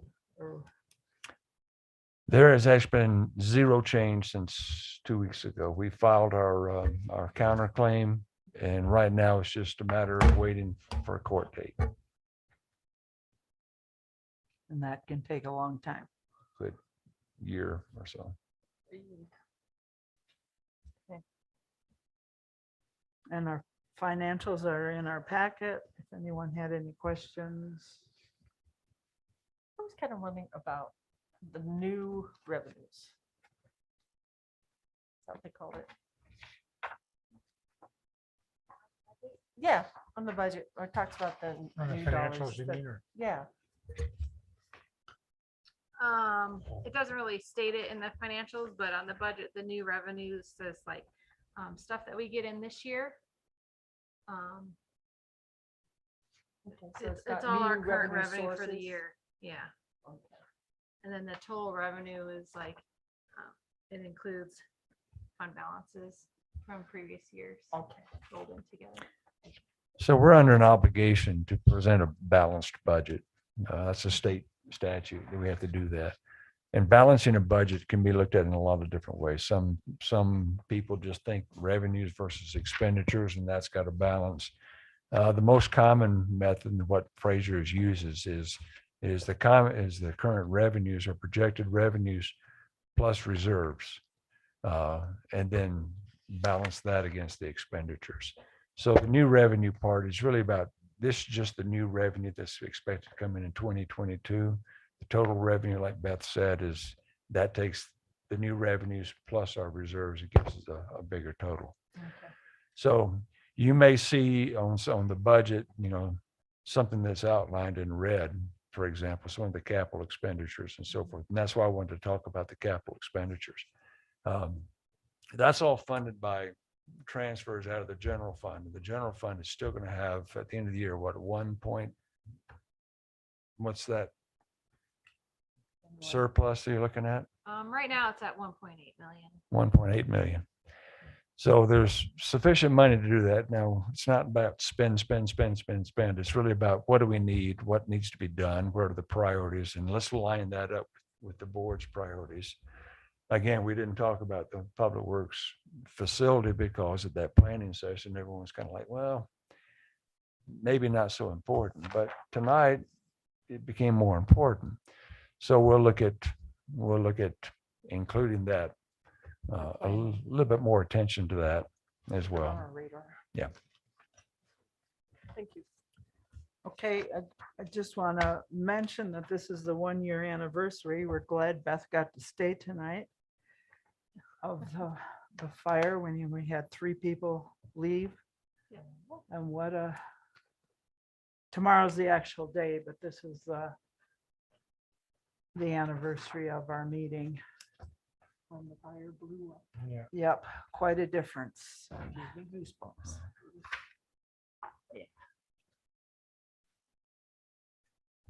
I move to adjourn. I second. All in favor? Aye. Opposed?